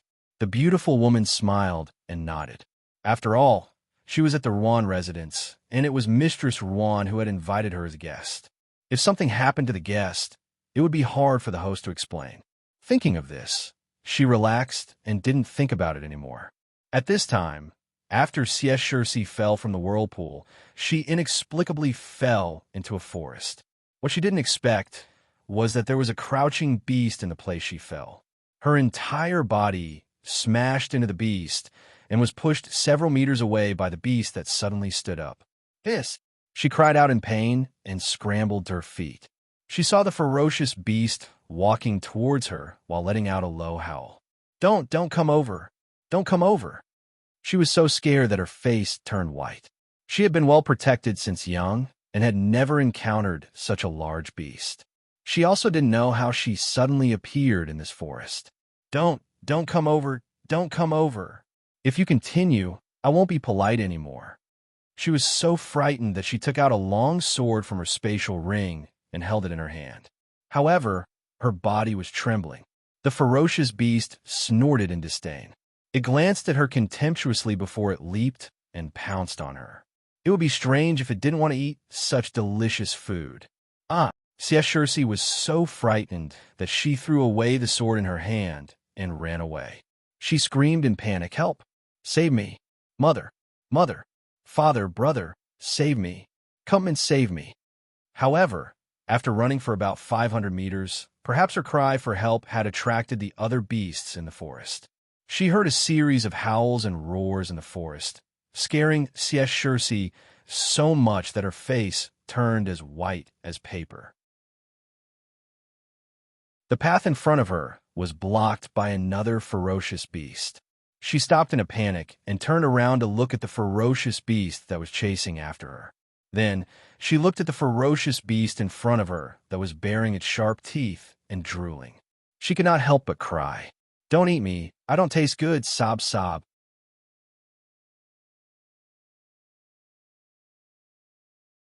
Chapter 26:33. Roar. Ow. Below, the two beasts fought for the fresh and tender food. The two beasts pounced on each other and tore at each other. Serene, who was in the tree, was so scared that she hugged the branch tightly. She looked at the two ferocious beasts tearing each other apart. The splashing of blood, the tearing of flesh, and the sharp fangs frightened her so much that her teeth chattered. Her body trembled, and her legs became weak, unable to take a step forward. "No, if I stay here any longer, when one of the two beasts dies, I'll die too," she muttered, her pale face filled with fear and helplessness. "I have to live. I have to go home." She took a deep breath and calmed herself down. However, no matter how calm she was, her heart was still trembling.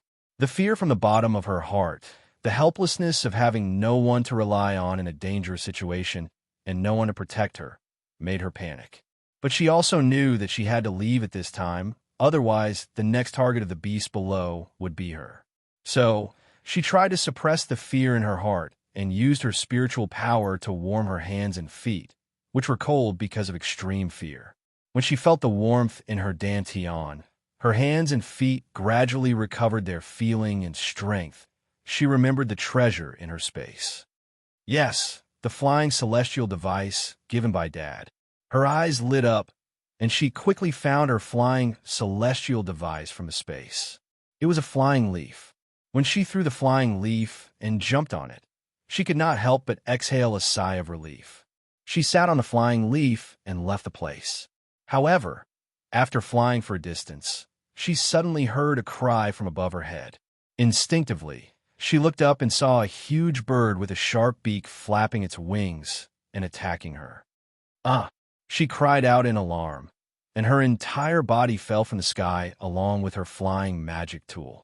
When Fengjiu and Shai Yutong fell from the vortex, they just heard the exclamation. Shai Yutong lost his balance and fell to the ground. Fengjiu, who fell next, used his spiritual power to land lightly and looked in the direction of the exclamation. "Get up quickly. It's your sister's voice," Fengjiu said and rushed in that direction. Shai Yutong, who hadn't realized how he fell here, quickly got up and chased after him. After running for more than 10 meters, he saw something shining with cold light. He looked at it carefully and found it was his sister's sword. He quickly ran over and picked up the sword. His heart tightened, and he hurried to catch up with Fengjiu. In front of him, Fengjiu flashed through the weeds. His speed was so fast that Shai Yutong could not catch up with him. When she saw a beast that had been bitten to death about 500 meters away, her eyes narrowed, and she hurried forward. Shai Yutong, who was chasing after her, also saw the beast, and whose flesh was torn by sharp teeth. His face, he turned pale and cried and exclaimed and ran. "No, don't come over." Serene fell to the ground and fell from the aircraft. She sprained her ankle and could not stand up. When she saw the beast with blood in its mouth approaching step by step, with bloodthirsty and ferocious light in its eyes, she cried and felt desperate. "Mother, Father, where are you? Come and save me, Wu. I don't want to die."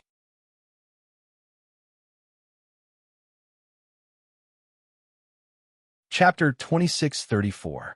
Thinking that she was going to die, she held her head tightly with both hands and closed her eyes. However, after waiting for a while, she only heard a fierce airflow passing through the air, followed by a loud bang in front of her. She was stunned for a while and carefully opened her eyes. She only saw that about 20 meters away from her, Fengjiu, dressed in green, was coming up step by step with a sword in his hand.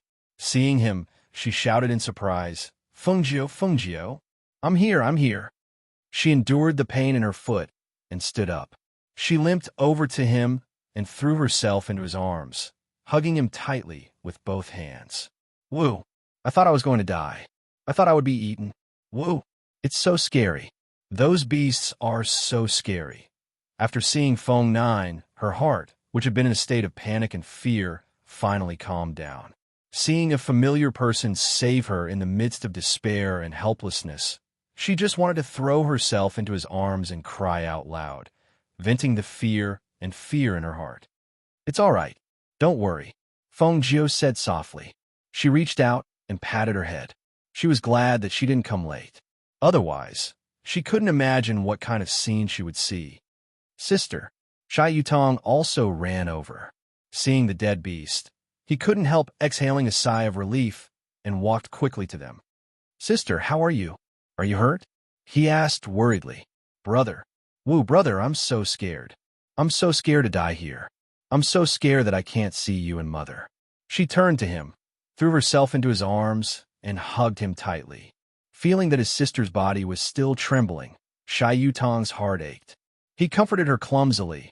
It's all right. Don't be afraid. I'm here. I'll protect you. After a long while, Xie Shirsi, who finally calmed down, wiped her eyes and looked at them with red eyes. How did you come here? Where's this? We were clearly in the Ruan Manor. How did we fall into this forest? We were going to look for you and mother, but we saw a maidservant take you to the back courtyard, so we followed. When we saw the maidservant take you into the courtyard and leave, we knew that things were bad. We went into the courtyard to look for you, but we couldn't find you. Fortunately, Feng Jiu was there. He found an opportunity on the wall, but a whirlpool appeared, and we fell down. Shai Yutong said, looking at Feng Jiu with gratitude. If it wasn't for him, his sister would probably have been eaten by that ferocious beast. Thinking of the ferocious beast, he couldn't help but look at the ferocious beast lying motionless on the ground. Kill with a single sword strike? His heart trembled slightly, and he quickly walked forward to take a look. Sure enough, it was a one-hit kill. However, this ferocious beast was at the peak of the holy beast level. Feng Jiu was actually able to kill it with a single strike. He couldn't help but look at Feng Jiu, who was talking to his sister, and thought to himself, how strong is Feng Jiu? How does he know so many things? What are you doing? Dig out the beast crystal. Feng Jiu saw him standing there in a daze, so he said, oh. Shai Yutong calmed down, took out a dagger, and dug out the beast crystal. Then he saw Feng Jiu, who had come to his side, stretched out his hand. What?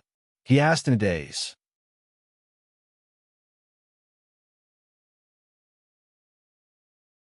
Chapter 26:35. If you want, you can kill it yourself. Anyway, there should be a lot of fierce beasts here.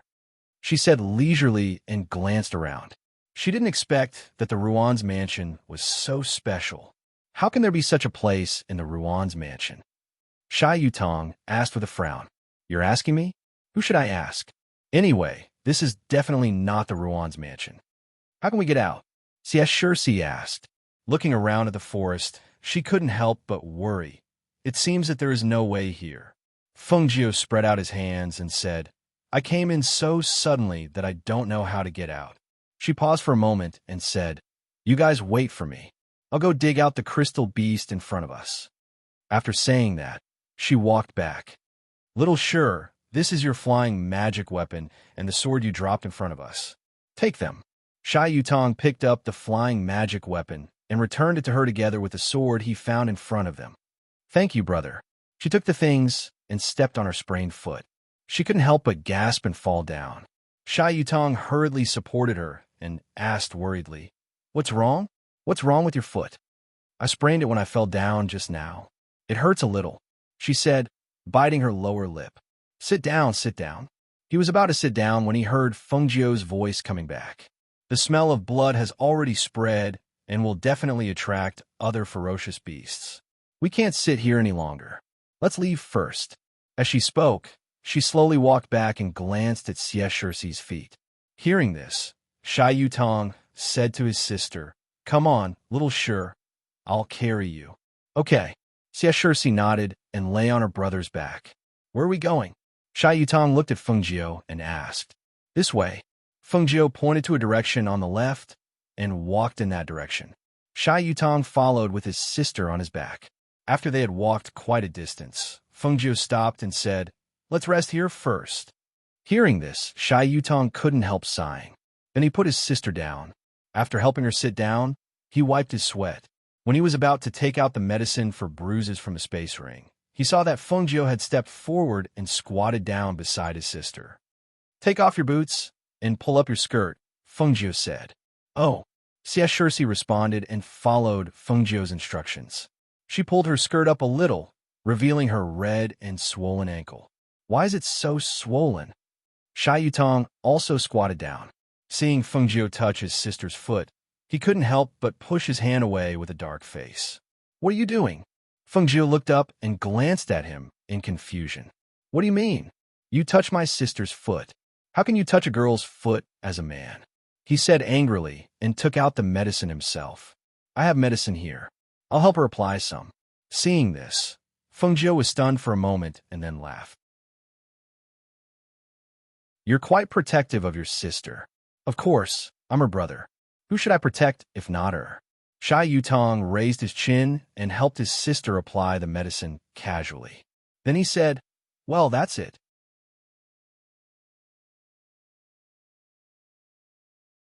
Chapter 2636.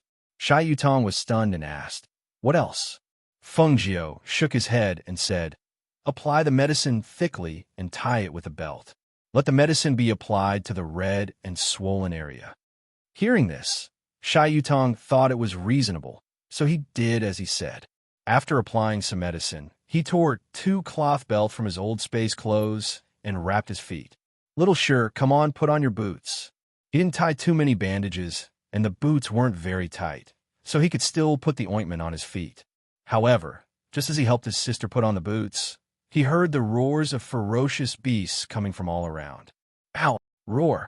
Hearing the roars from the forest, Shai Yutong became nervous. After helping his sister up, he carried her on his back and walked quickly to Feng Jiu. "It sounds like fierce beasts. Why do I hear so many of them? What the hell is this place?" He looked around vigilantly, only to see the leaves rustling as they swayed, but he didn't know how far the fierce beasts were from them. Shai Yutong, who had never seen such a situation, was slightly shocked and had cold sweat on his forehead, but he still pretended to be calm. But when he saw Feng Jiu's casual look, he screamed like a cat with hair standing on end. "There are fierce beasts. Didn't you hear the roars? Those fierce beasts may be coming to us. Aren't you nervous and afraid?" He glared and shouted angrily. He was scared half to death, and his heart was in his throat.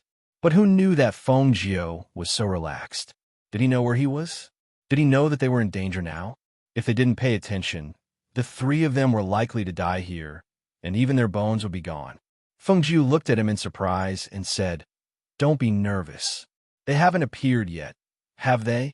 Besides, there must be more than a few fierce beasts here.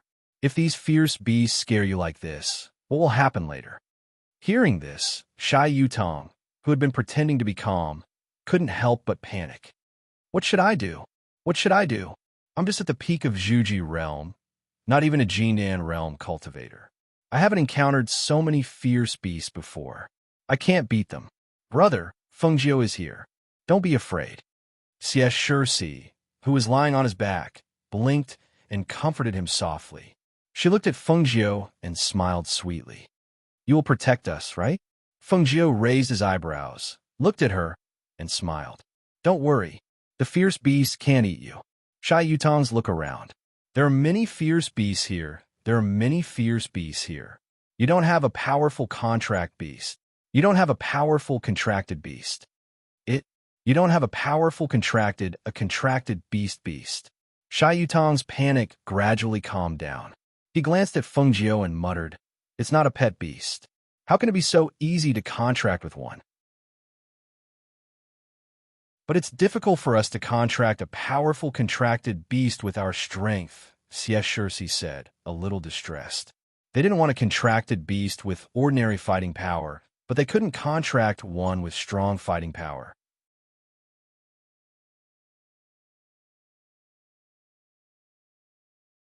Chapter 26:37. She walked slowly in front, and the two people behind her did not notice the ancient aura that was emitting from her body. However, the ferocious beasts that were hiding in the bushes and preparing to pounce on the three of them sensed it. It was precisely because they perceived the dangerous aura that they didn't dare to go forward, but just stared in the dark and followed quietly. Among them, the holy beasts with higher spiritual intelligence stared at the three people for a while, and then their sharp and cautious eyes fell on the cyan figure in front of them. It was certain that the dangerous aura that permeated the air came from this human. That was the pressure of an ancient mythological beast. That kind of pressure made even a holy beast like it not dare to take half a step forward. After walking for a while, they didn't see any ferocious beasts, only the occasional sound of ferocious beasts in the forest. The Siest siblings couldn't help but wonder. We clearly heard the sound of ferocious beasts. Why didn't they appear? Brother, I saw it just now. There was a ferocious beast following us, but it ran away halfway. Siest Shirsi whispered. She also felt that it was strange. Isn't it good that they didn't appear? Or do you have the ability to fight with ferocious beasts? Fengjiu didn't look back, still walking slowly, looking leisurely as if he was strolling in his own back garden. With her strength, she was not afraid of the ferocious beasts here. What's more, what kind of scene hadn't she experienced? Why would she be afraid of such a few ferocious beasts? No, I'm just thinking, if my mother can't find us, will she find us? Could she have known that we fell here? How are we going to get out? Shai Yutong said. He was inexplicably worried about these unknown things. Hearing this, Fengjiu glanced back at him and said, Don't worry about what you said. There's only one thing to think about here, that is, how to survive. The Siest siblings didn't speak anymore, but followed Fengjiu's footsteps step by step in the Ruan family. The beautiful woman who hadn't seen her daughter for a long time finally couldn't sit still. She asked the mistress of the Ruan family to send someone to look for her. However, the result was that Siest Shirsi couldn't be found in the house. What she didn't expect was that not only her daughter was missing, but even her son and Fengjiu were missing. How can they disappear? The beautiful woman's eyes were full of worry, and she looked at the mistress of the Ruan family, who was surprised. When the mistress of the Ruan family saw this, she said, Don't worry, I'll send someone to ask. Then, she got up and said to the beautiful woman, Come with me.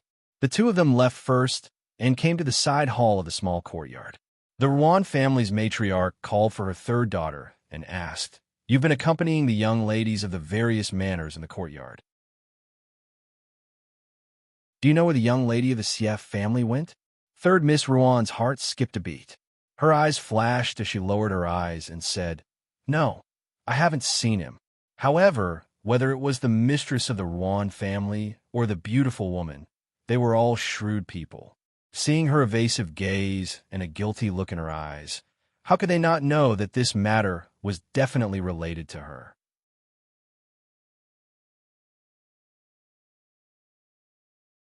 Chapter 26:38.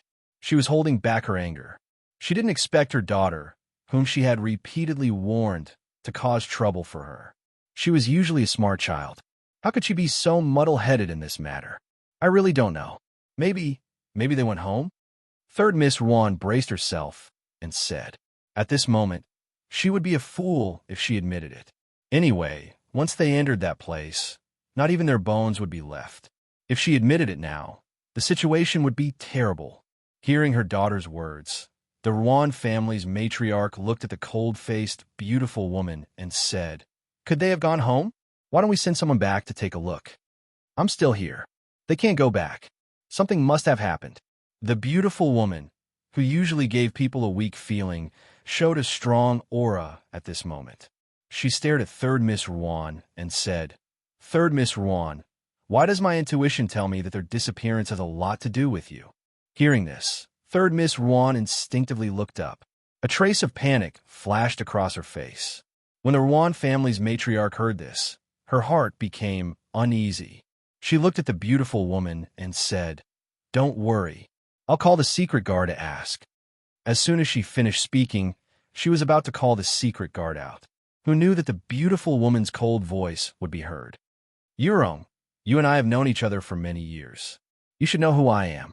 Today, if my son and daughter are safe and sound, then it's fine. But if anything happens to them, I won't let it go.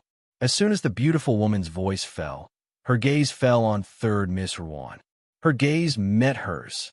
It was as if there was something in that moment that made third Miss Rouen, who had only raised her head to take a look, unable to move her eyes away. Just as she was a little shocked, a little stunned, and a little flustered, she heard a voice that was as gentle as water. That voice was as gentle as a mother's hand, gently caressing her ears, causing her to relax and become intoxicated by this gentle voice. Tell me, what did you take sieste, Circe? The beautiful woman's gentle voice slowly inquired. She looked at the third miss of the Rouen family. When their eyes met, it was as if something was forming. Third Miss Rouen's gaze gradually blurred. Hearing that voice, she followed it and said, sieste, Circe is so annoying. I don't like her, so I'll let the servant girl trick her into the Earth's spiritual array. Once she enters there, she's dead for sure. Clang! Madame Rouen was shocked when she heard her words. Her hand trembled, and the teacup she was about to drink fell to the ground and shattered into pieces. The tea splashed all over the floor, splashing her skirt and tea leaves. However, she didn't seem to notice and only looked at her daughter in disbelief. Because the teacup fell to the ground, and because of the sudden crash, the Rouen family's third young miss, who had been muttering in a daze, suddenly came back to her senses. She looked at her mother and the beautiful woman in front of her, as if she had just woken up. However, what followed after her was a heavy slap from the beautiful woman. "Pa!" The beautiful woman stood up with a cold expression. At the same time, she threw out that slap. That slap made her palm burn. It was easy to imagine how much strength she used to slap him.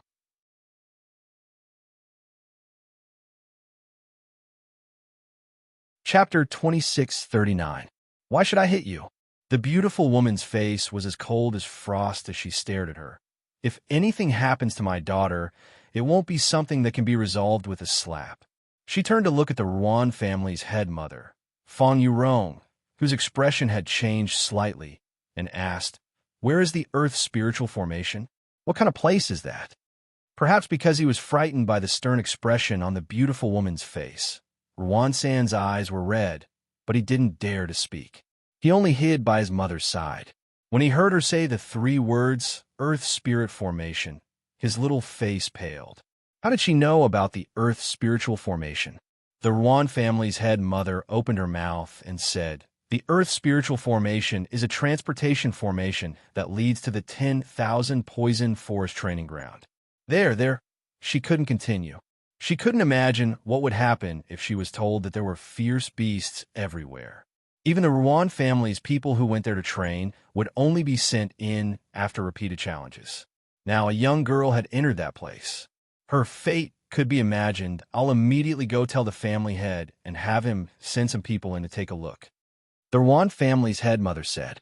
She didn't bother to call for people and personally went to the main courtyard. She didn't think that something like this would happen. She didn't think that her daughter would be so bold. As the host, she actually plotted against a guest. If this matter were to spread, how would the Rouen family establish itself here in the future? The beautiful woman clenched her fists. Her heart was filled with worry and fear. Could her daughter survive in that kind of place? She didn't think too much and immediately walked out. She hurried home to discuss with her husband. When the Rouen family's head heard the news, he was also shocked. What? They actually tricked the Xie family's daughter into the Earth's spiritual formation and into the 10,000 poison forest? He stood up with a serious expression and walked around the hall. "Husband, we have to think of a way to salvage the situation. Quickly send some people in to look. Who knows, we might be able to find sieste, Circe." The Rouen family's head mother said with a face full of guilt, "It's all my fault. If I didn't invite them here, this wouldn't have happened." The Rouen family's head mother and said, "I'm afraid that even if we send people in, they won't be able to save her. In that kind of place, how can a little girl in the foundation establishment stage survive? Then what should we do? If something really happens to her, I'm afraid." She was a little worried that things would get out of hand. We can only send some people in to search. As for whether we can find him or not, that will depend on fate. The Ruan family head shook his head and rubbed his temples tiredly. Originally, he wanted to befriend the Sief family, but now it had turned out like this. It was really beyond his expectations. If something really happened to the daughter of the Sief family, then their Ruan family would be unable to absolve themselves from the blame. He immediately sent a group of people into the Earth's spiritual array to search. Not long after this matter was arranged, he heard from the housekeeper outside that Xie Yin from the Sief family had come to visit. A storm was brewing outside, and the atmosphere was tense. In the forest, Feng Jiu and the rest were resting under a tree. They had been walking all the way. She was not tired, but Shai Yutong was nervous, worried, and perturbed. "Sister, is your leg better? Does it still hurt?" Shai Yutong asked. "It still hurts a little when I move." Xie Shirsi, who was sitting on the ground, looked embarrassed. The food she had eaten at the banquet had already been digested. As she was thinking, her stomach began to growl.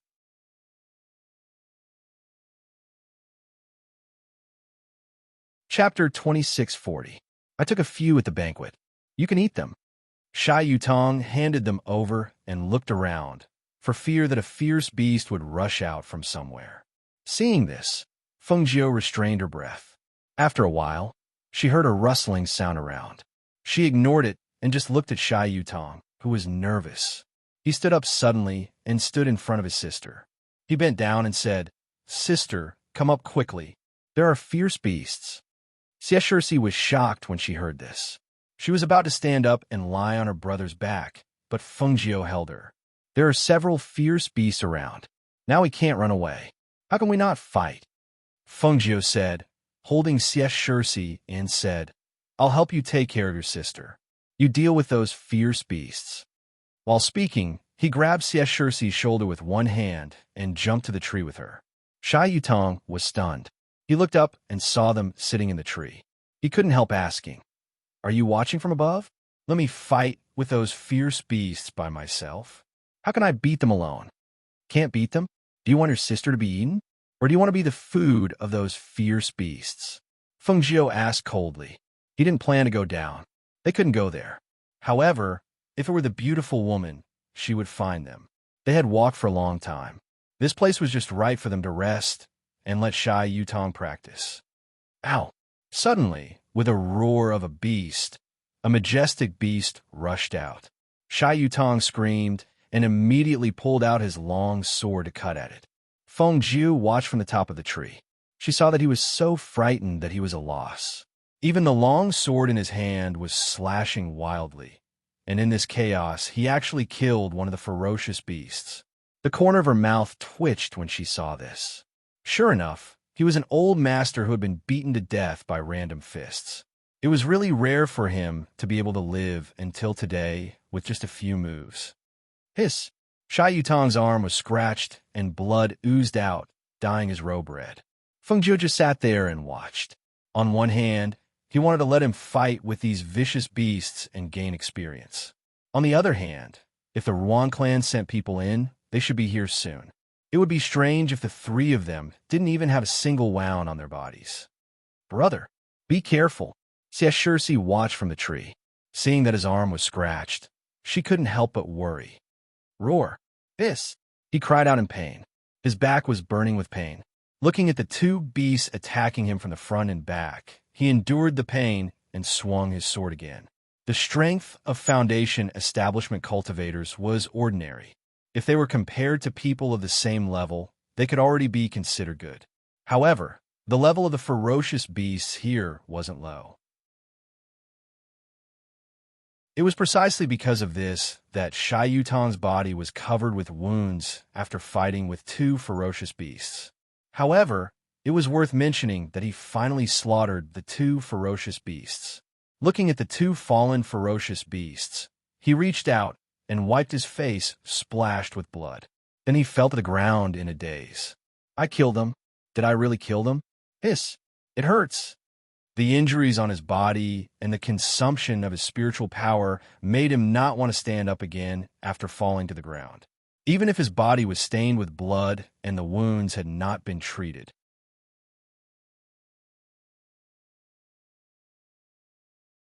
Chapter 26:41. Brother. Siashursi limped forward and looked at the bloody wounds on his body. Her eyes could not help but redden. Brother, does it hurt? I'll apply medicine for you, she said in a choked voice, while looking for the medicine from the space. Shai Yutong's hand, holding the sword, was trembling. He looked at Fengjiu, and his body was still tight. I killed those beasts.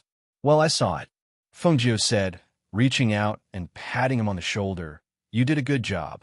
Hearing this, Shai Yutong's whole body softened, and then he fell to the ground, gasping for breath.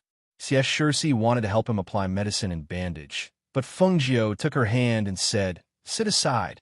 I'll do it. She stepped forward to help Shai Yutong clean the wounds on his body, and then applied medicine and bandaged them. After bandaging the wounds, she went to the two beasts, dug out their beast crystals, and handed them to him. These are your trophies. Shai Yutong held the two beast crystals in his hand and couldn't help but be stunned. He calmed down and was excited, only feeling that there was a blood boiling in his body. These were his trophies. It turned out that as long as he overcame the fear in his heart, he could also fight against the beasts. Fengjiu, 2 beasts died, and my brother was injured. The smell of blood is so strong. Will it attract other beasts? Do we need to leave now? Siashursi asked worriedly. Now her brother was injured, and her foot was sprained. It was not easy for her to walk. Only Fengjiu was left. If there were really beasts smelling blood, then Fengjiu smiled slightly. She glanced at Shai Yutong and said to Siashursi, Your brother killed 2 ferocious beasts. Not only was he injured, but he also consumed a lot of energy. Now it's time for him to rest here. I'll cut the meat of the beasts and roast some for you to eat to replenish your strength. Then what if there are more beasts? She was still a little worried. Don't worry, it won't. As long as she released the ancient aura in her body, those ferocious beasts wouldn't dare to come close. Hearing him say this, the 2 of them didn't say anything, but their hearts were still in their throats.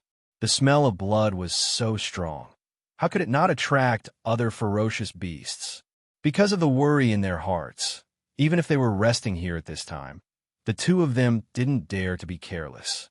Instead, they vigilantly paid attention to the surrounding movements. Fengjiu picked up some branches and began to get busy. The 2 siblings sat under the tree and watched as Fengjiu moved skillfully, as if he had done it 1,000 times. They couldn't help but be slightly surprised. Did you often barbecue before? Shai Yutong asked. Hearing this, Fengjiu looked at them and smiled. If you don't even have survival skills in the wild, how can you survive until now? The brother and sister watched as she casually waved her hand and the flames leaped up. Their eyes couldn't help but flicker. Fire attribute? Fengjiu is a fire elemental. They hadn't seen him use it along the way. The smell of blood here was so strong that it caused the nearby beasts to become restless. They quietly approached, but when they reached a certain distance, they stopped and did not dare to move forward. They only let out low growls and stared ahead with a trace of fear in their ferocious and bloodthirsty eyes.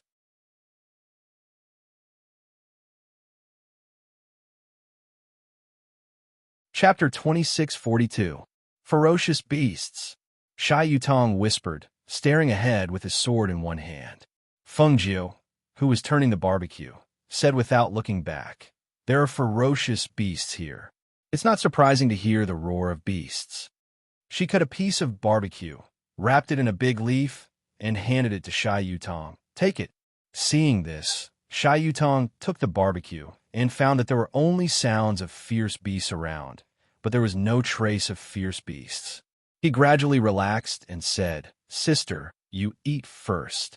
He handed the barbecue to her. Brother, you eat it. I'll eat it later. Siashursi said. Smelling the aroma of the barbecue, she limped to Fengjiu's side and sat down. Why does it smell so good? I've never smelled such delicious barbecue before. Hearing this, Fengjiu chuckled. That's right. Don't you know who barbecued it? Hearing this, Xie also laughed. Fengjiu, you're so good. You're not afraid in here. You cook delicious food for us. You're so nice. Xia Yutong also stepped forward and sat down by the fire. Looking at Fengjiu, who cut a piece of barbecue with a knife and handed it to his sister with a smile, he felt a little strange. Yes. Why aren't you afraid? Aren't you afraid that the ferocious beasts will eat us? I'm afraid. But you're here, aren't you? She glanced at him with a smile in her eyes.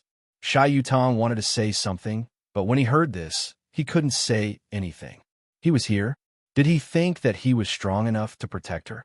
Looking at Fengjiu's fearless face with a smile at this time, Xia Yutong twitched the corner of his mouth and couldn't help thinking it's not that he's not afraid, but that he doesn't know fear at all.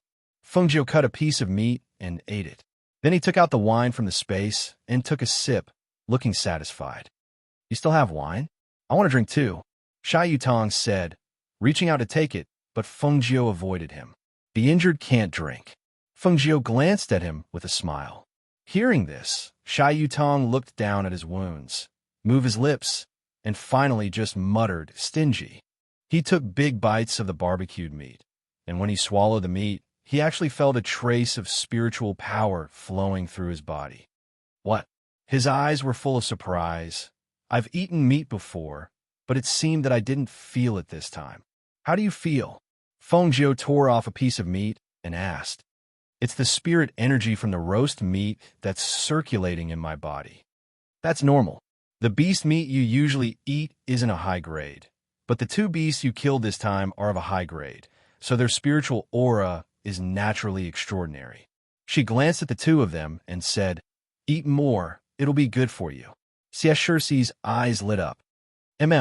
I another piece, ss. Okay, I'll cut it for you. She smiled and cut another piece for her. We can take away if we can't finish it. And the dead one. How about we put it away together?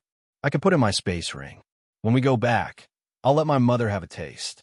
Xia Yutong said, but when he said this, his voice couldn't help but lower, and his face was a little gloomy. Seeing that he was depressed, Fengjiu asked, What's wrong?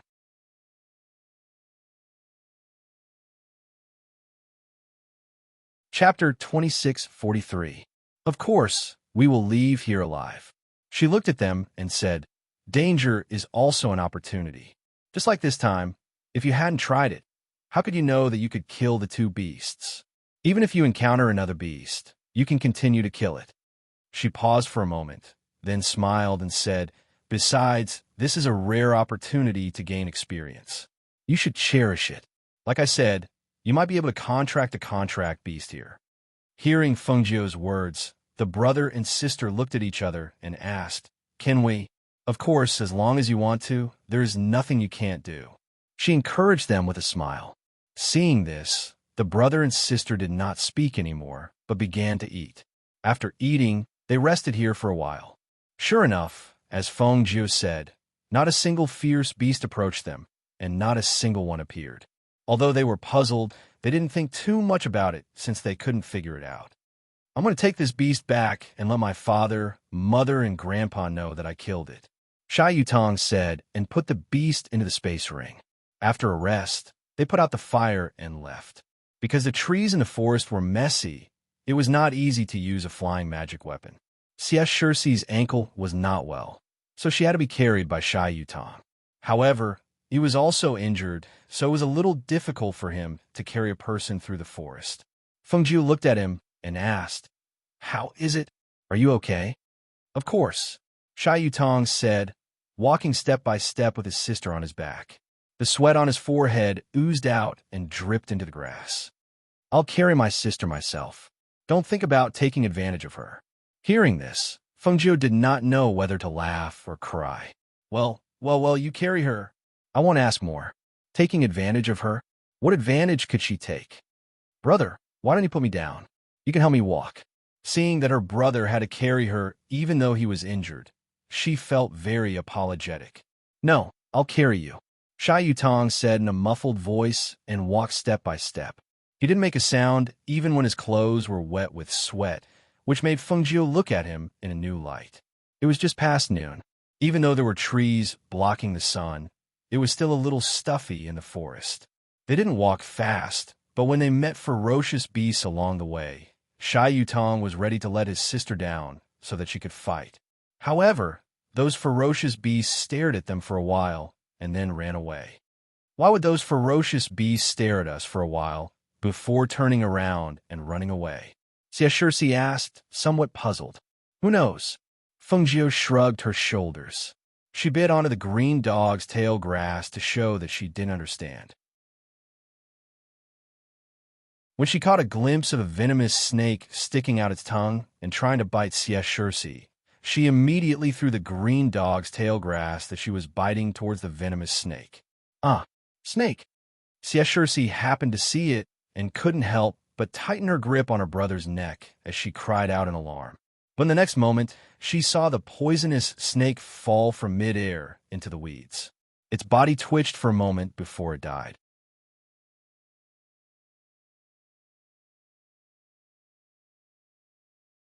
Chapter 26:44. The rhizome of the green foxtail grass was only a little bigger than a needle. More importantly, it was a grass, not a needle. However, a piece of green foxtail grass that could be easily snapped was able to pierce through the body of that poisonous snake. Just how much inner chi did he have to be able to do this? For a moment, he looked at Fengjiu and couldn't say a word for a long time. The things that he couldn't figure out and ignored came to his mind again one by one. Why in this forest full of ferocious beasts, those ferocious beasts stared at them for a while, then turned around and left? Why would they not be in danger as long as Fengjiu was with them? Why could they survive until now after falling here? These scenes flashed through his mind one by one. Thinking of the dangers he had secretly solved for them along the way, he only felt shocked. No wonder he was not afraid or panicked, even if he fell into this strange and dangerous place. In such an environment, there was only one reason why he could not be afraid or panicked. That was, he had enough ability to protect himself. Fengjiu didn't know what he was thinking. She just stepped forward, took out a knife, took out the snake's gallbladder, and put it into a small bottle. Seeing that he still stood still, she was slightly surprised and glanced at him. What's wrong? Shai Yutong carried his sister on his back, and they looked at Fengjiu, who was in a daze. For a long time, Shai Yutong opened his mouth slightly and wanted to ask, I'm a little thirsty. I want to sit down and drink some water. Well, let's go ahead. Let's rest under the tree. She pointed to an empty place in front of her and said. As soon as her voice fell, she took the lead and stepped forward. Shai Yutong hurriedly followed her with his sister on his back. When they arrived there, he put her down and took a few sips of water. Then he glanced at Fengjiu and lowered his head again. No one knew what he was thinking. Well, Fengjiu suddenly raised her eyebrows and stood up. What's wrong? Seeing this, Shai Yutong also stood up, holding the sword in his hand and guarding his sister behind him. There seems to be someone, Fengjiu said, and released her divine awareness to explore a place.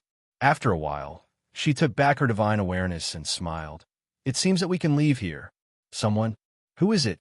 Is it someone sent by the Yuan family to find us? Shai Yutong asked. No. It should be some family disciples who come here to experience. Fengjiu said, since there are family disciples who come here, it proves that there are other ways to leave here in addition to the transmission formation. Let's go. Let's go and ask. Hearing his words, Yutong's F, A, and people, and.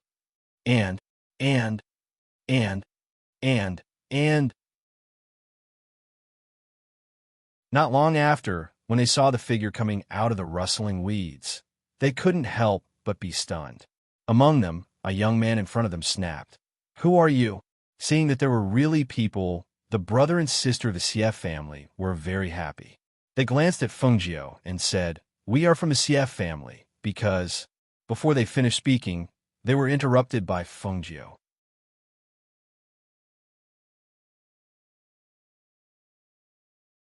Chapter 26:45. Her voice paused, and her gaze swept past the young people, then landed on the old man and the middle-aged man behind them. She said, I didn't expect to meet people here, so I thought I'd come over to ask. May I ask, how do we get out of here? Hearing Fungio's words, the people from the clan didn't answer. Instead, they stared at the three of them and sized them up. The young man who spoke was dressed in green, and his appearance was ordinary. On the other hand, the young man and young girl behind him had outstanding appearances, and their robes were also extraordinary. However, the young man's body was stained with blood, and he seemed to have suffered a lot of injuries. Yet, he was still carrying the young girl on his back. The young girl wasn't wearing simple training clothes in the forest, but a gauze dress. Compared to the young man and young girl, the unremarkable young man in green, with a simple and honest expression between his brows, looked more like a servant. However, the Xie clan? Which Xie clan? The three of them weren't very strong, and they were all in the Foundation establishment realm. Yet, they dared to enter this place? They didn't know what kind of clan the Xie clan was. They actually allowed such weak disciples to enter such a place. It had to be known that even the weakest disciple in their group was already in the Golden Core realm. This forest of 1,000 poisons is full of danger, and ferocious beasts roam about. You dare to come here to train with such strength? You even got separated from your clan? A young man said as he sized them up. How did you survive until now? This question was a little rude. However, other than Fungio's group, the people from the clan didn't feel that there was anything wrong with this question. Well, their strength was right in front of them, and there were only 3 Foundation establishment realm cultivators. How could they be worthy of their attention? However, one of the young men walked out after sizing up Fungio's group for a moment. He walked in front of the old man and the middle-aged man. He said, First Elder, Uncle Son. The 3 of them looked to be in their teens. It's indeed dangerous here without the protection of their clan. We also have to go back, so why don't we bring them along? Their clan will definitely be grateful to us when they find out in the future. In his opinion, these 3 little Foundation establishment cultivators were too weak. If they didn't have a powerful person to protect them, they wouldn't be able to walk out of this forest alive. As for them, these 3 people weren't a threat to them. Naturally, they didn't have to worry about whether they were plotting something. The old man exchanged glances with the middle-aged man, and then they spoke for a while. In the end, the middle-aged man stood up and said, We're from the Southern Ridges Gua clan. You're lucky to have encountered us here. We're about to head back, so come with us. Hearing this, the CS siblings were overjoyed and immediately expressed their thanks. Thank you, Senior. Only then did they walk up to the Gua family. The younger generation of the Gua family sat back down, but their eyes were still on the 3 of them. On this trip, all of their clan members were men, and no women followed them. When they saw such a delicate young girl, they couldn't help but take a few more glances. As for the green-clothed Fungio, they completely ignored him. Are you siblings? The middle-aged man asked, his gaze falling on the CS siblings.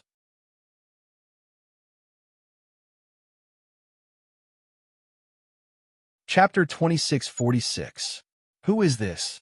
The middle-aged man asked. His name is Fungio. He's with me. Shai Yutong said hurriedly and glanced at Fungio. Seeing that Fungio just smiled and stood aside without speaking, Shai Yutong was relieved secretly. Since you want to go out with us, then you have to abide by our rules. You can't run around and cause trouble for us. The middle-aged man said and gestured, sit down and rest for a while. With that, he no longer looked at them and returned to sit beside the old man. Thank you, Senior. Shai Yutong grinned and glanced at Fungio. Then he sat down and had a rest. The others just glanced at them and didn't say anything. The young man who had spoken before came forward and asked Shai Yutong, Is Miss Xie's foot seriously injured? Did you apply medicine? Yes, I did. I applied medicine for my sister. Shai Yutong stood up and saluted him with a fist and palm salute. Thank you for speaking up for us. The young man smiled and said, My name is Gua Xining. I'm a few years older than you. You can call me Brother Gua. Brother Gua. Shai Yutong called him with a smile. Xie Shirsi quickly glanced at the gentleman in front of her, lowered her head slightly, and whispered, Brother Gua. Fengjiu looked at this scene with a simple and honest look and smile on his face. She just wanted to ask them how to get out of here, and then they would leave by themselves. Unexpectedly, she ended up with them. Well, in this case, just let them be. She sat aside and listened to Guaxining and Shai Yutong talking there. Then she looked at him quietly. She saw that this man was dressed in black clothes with a sword on his belt. His black hair was tied up high. His face was like jade, and his temperament was gentle. His behavior revealed the aura of a noble young master. She couldn't help glancing at Xie Shirsi and laughing her heart. Guaxining's appearance was handsome, his words were full of concern, and his actions exuded the aura of a noble young master. It was no wonder that this little girl's cheeks were red and her eyes were filled with lust. It seemed that she was moved by love. However, just by looking at the cultivation and aura of this group of people, one could tell that they were definitely from a large aristocratic family. Especially this Guaxining, he was probably a member of the direct line of descent who was highly valued. The little girl's heart was palpitating with eagerness. This was not a good thing. All right, let's get ready to continue our journey. The old man and the middle-aged man stood up. As soon as they spoke, the surrounding disciples also stood up. Shai Yutong carried his sister on his back and followed them. Fengjiu walked beside them. Guaxining, who was walking in front, saw them walking behind and walked towards them. Follow me to the front. It's safer to walk in the middle, Guaxining said warmly, wanting to lead them forward. I don't think that's a good idea. Shai Yutong also knew that it was not safe to walk in the back, but it was good enough that they were willing to take them out of here. How could he walk among them and let them protect him? It doesn't matter. Come on. Guaxining showed a gentle smile and led them forward. As for the other young disciples, they only glanced at him and didn't say anything. You're tuning into the Warrior Lore YouTube channel. Don't forget to subscribe and join us on this journey to catch the most captivating stories.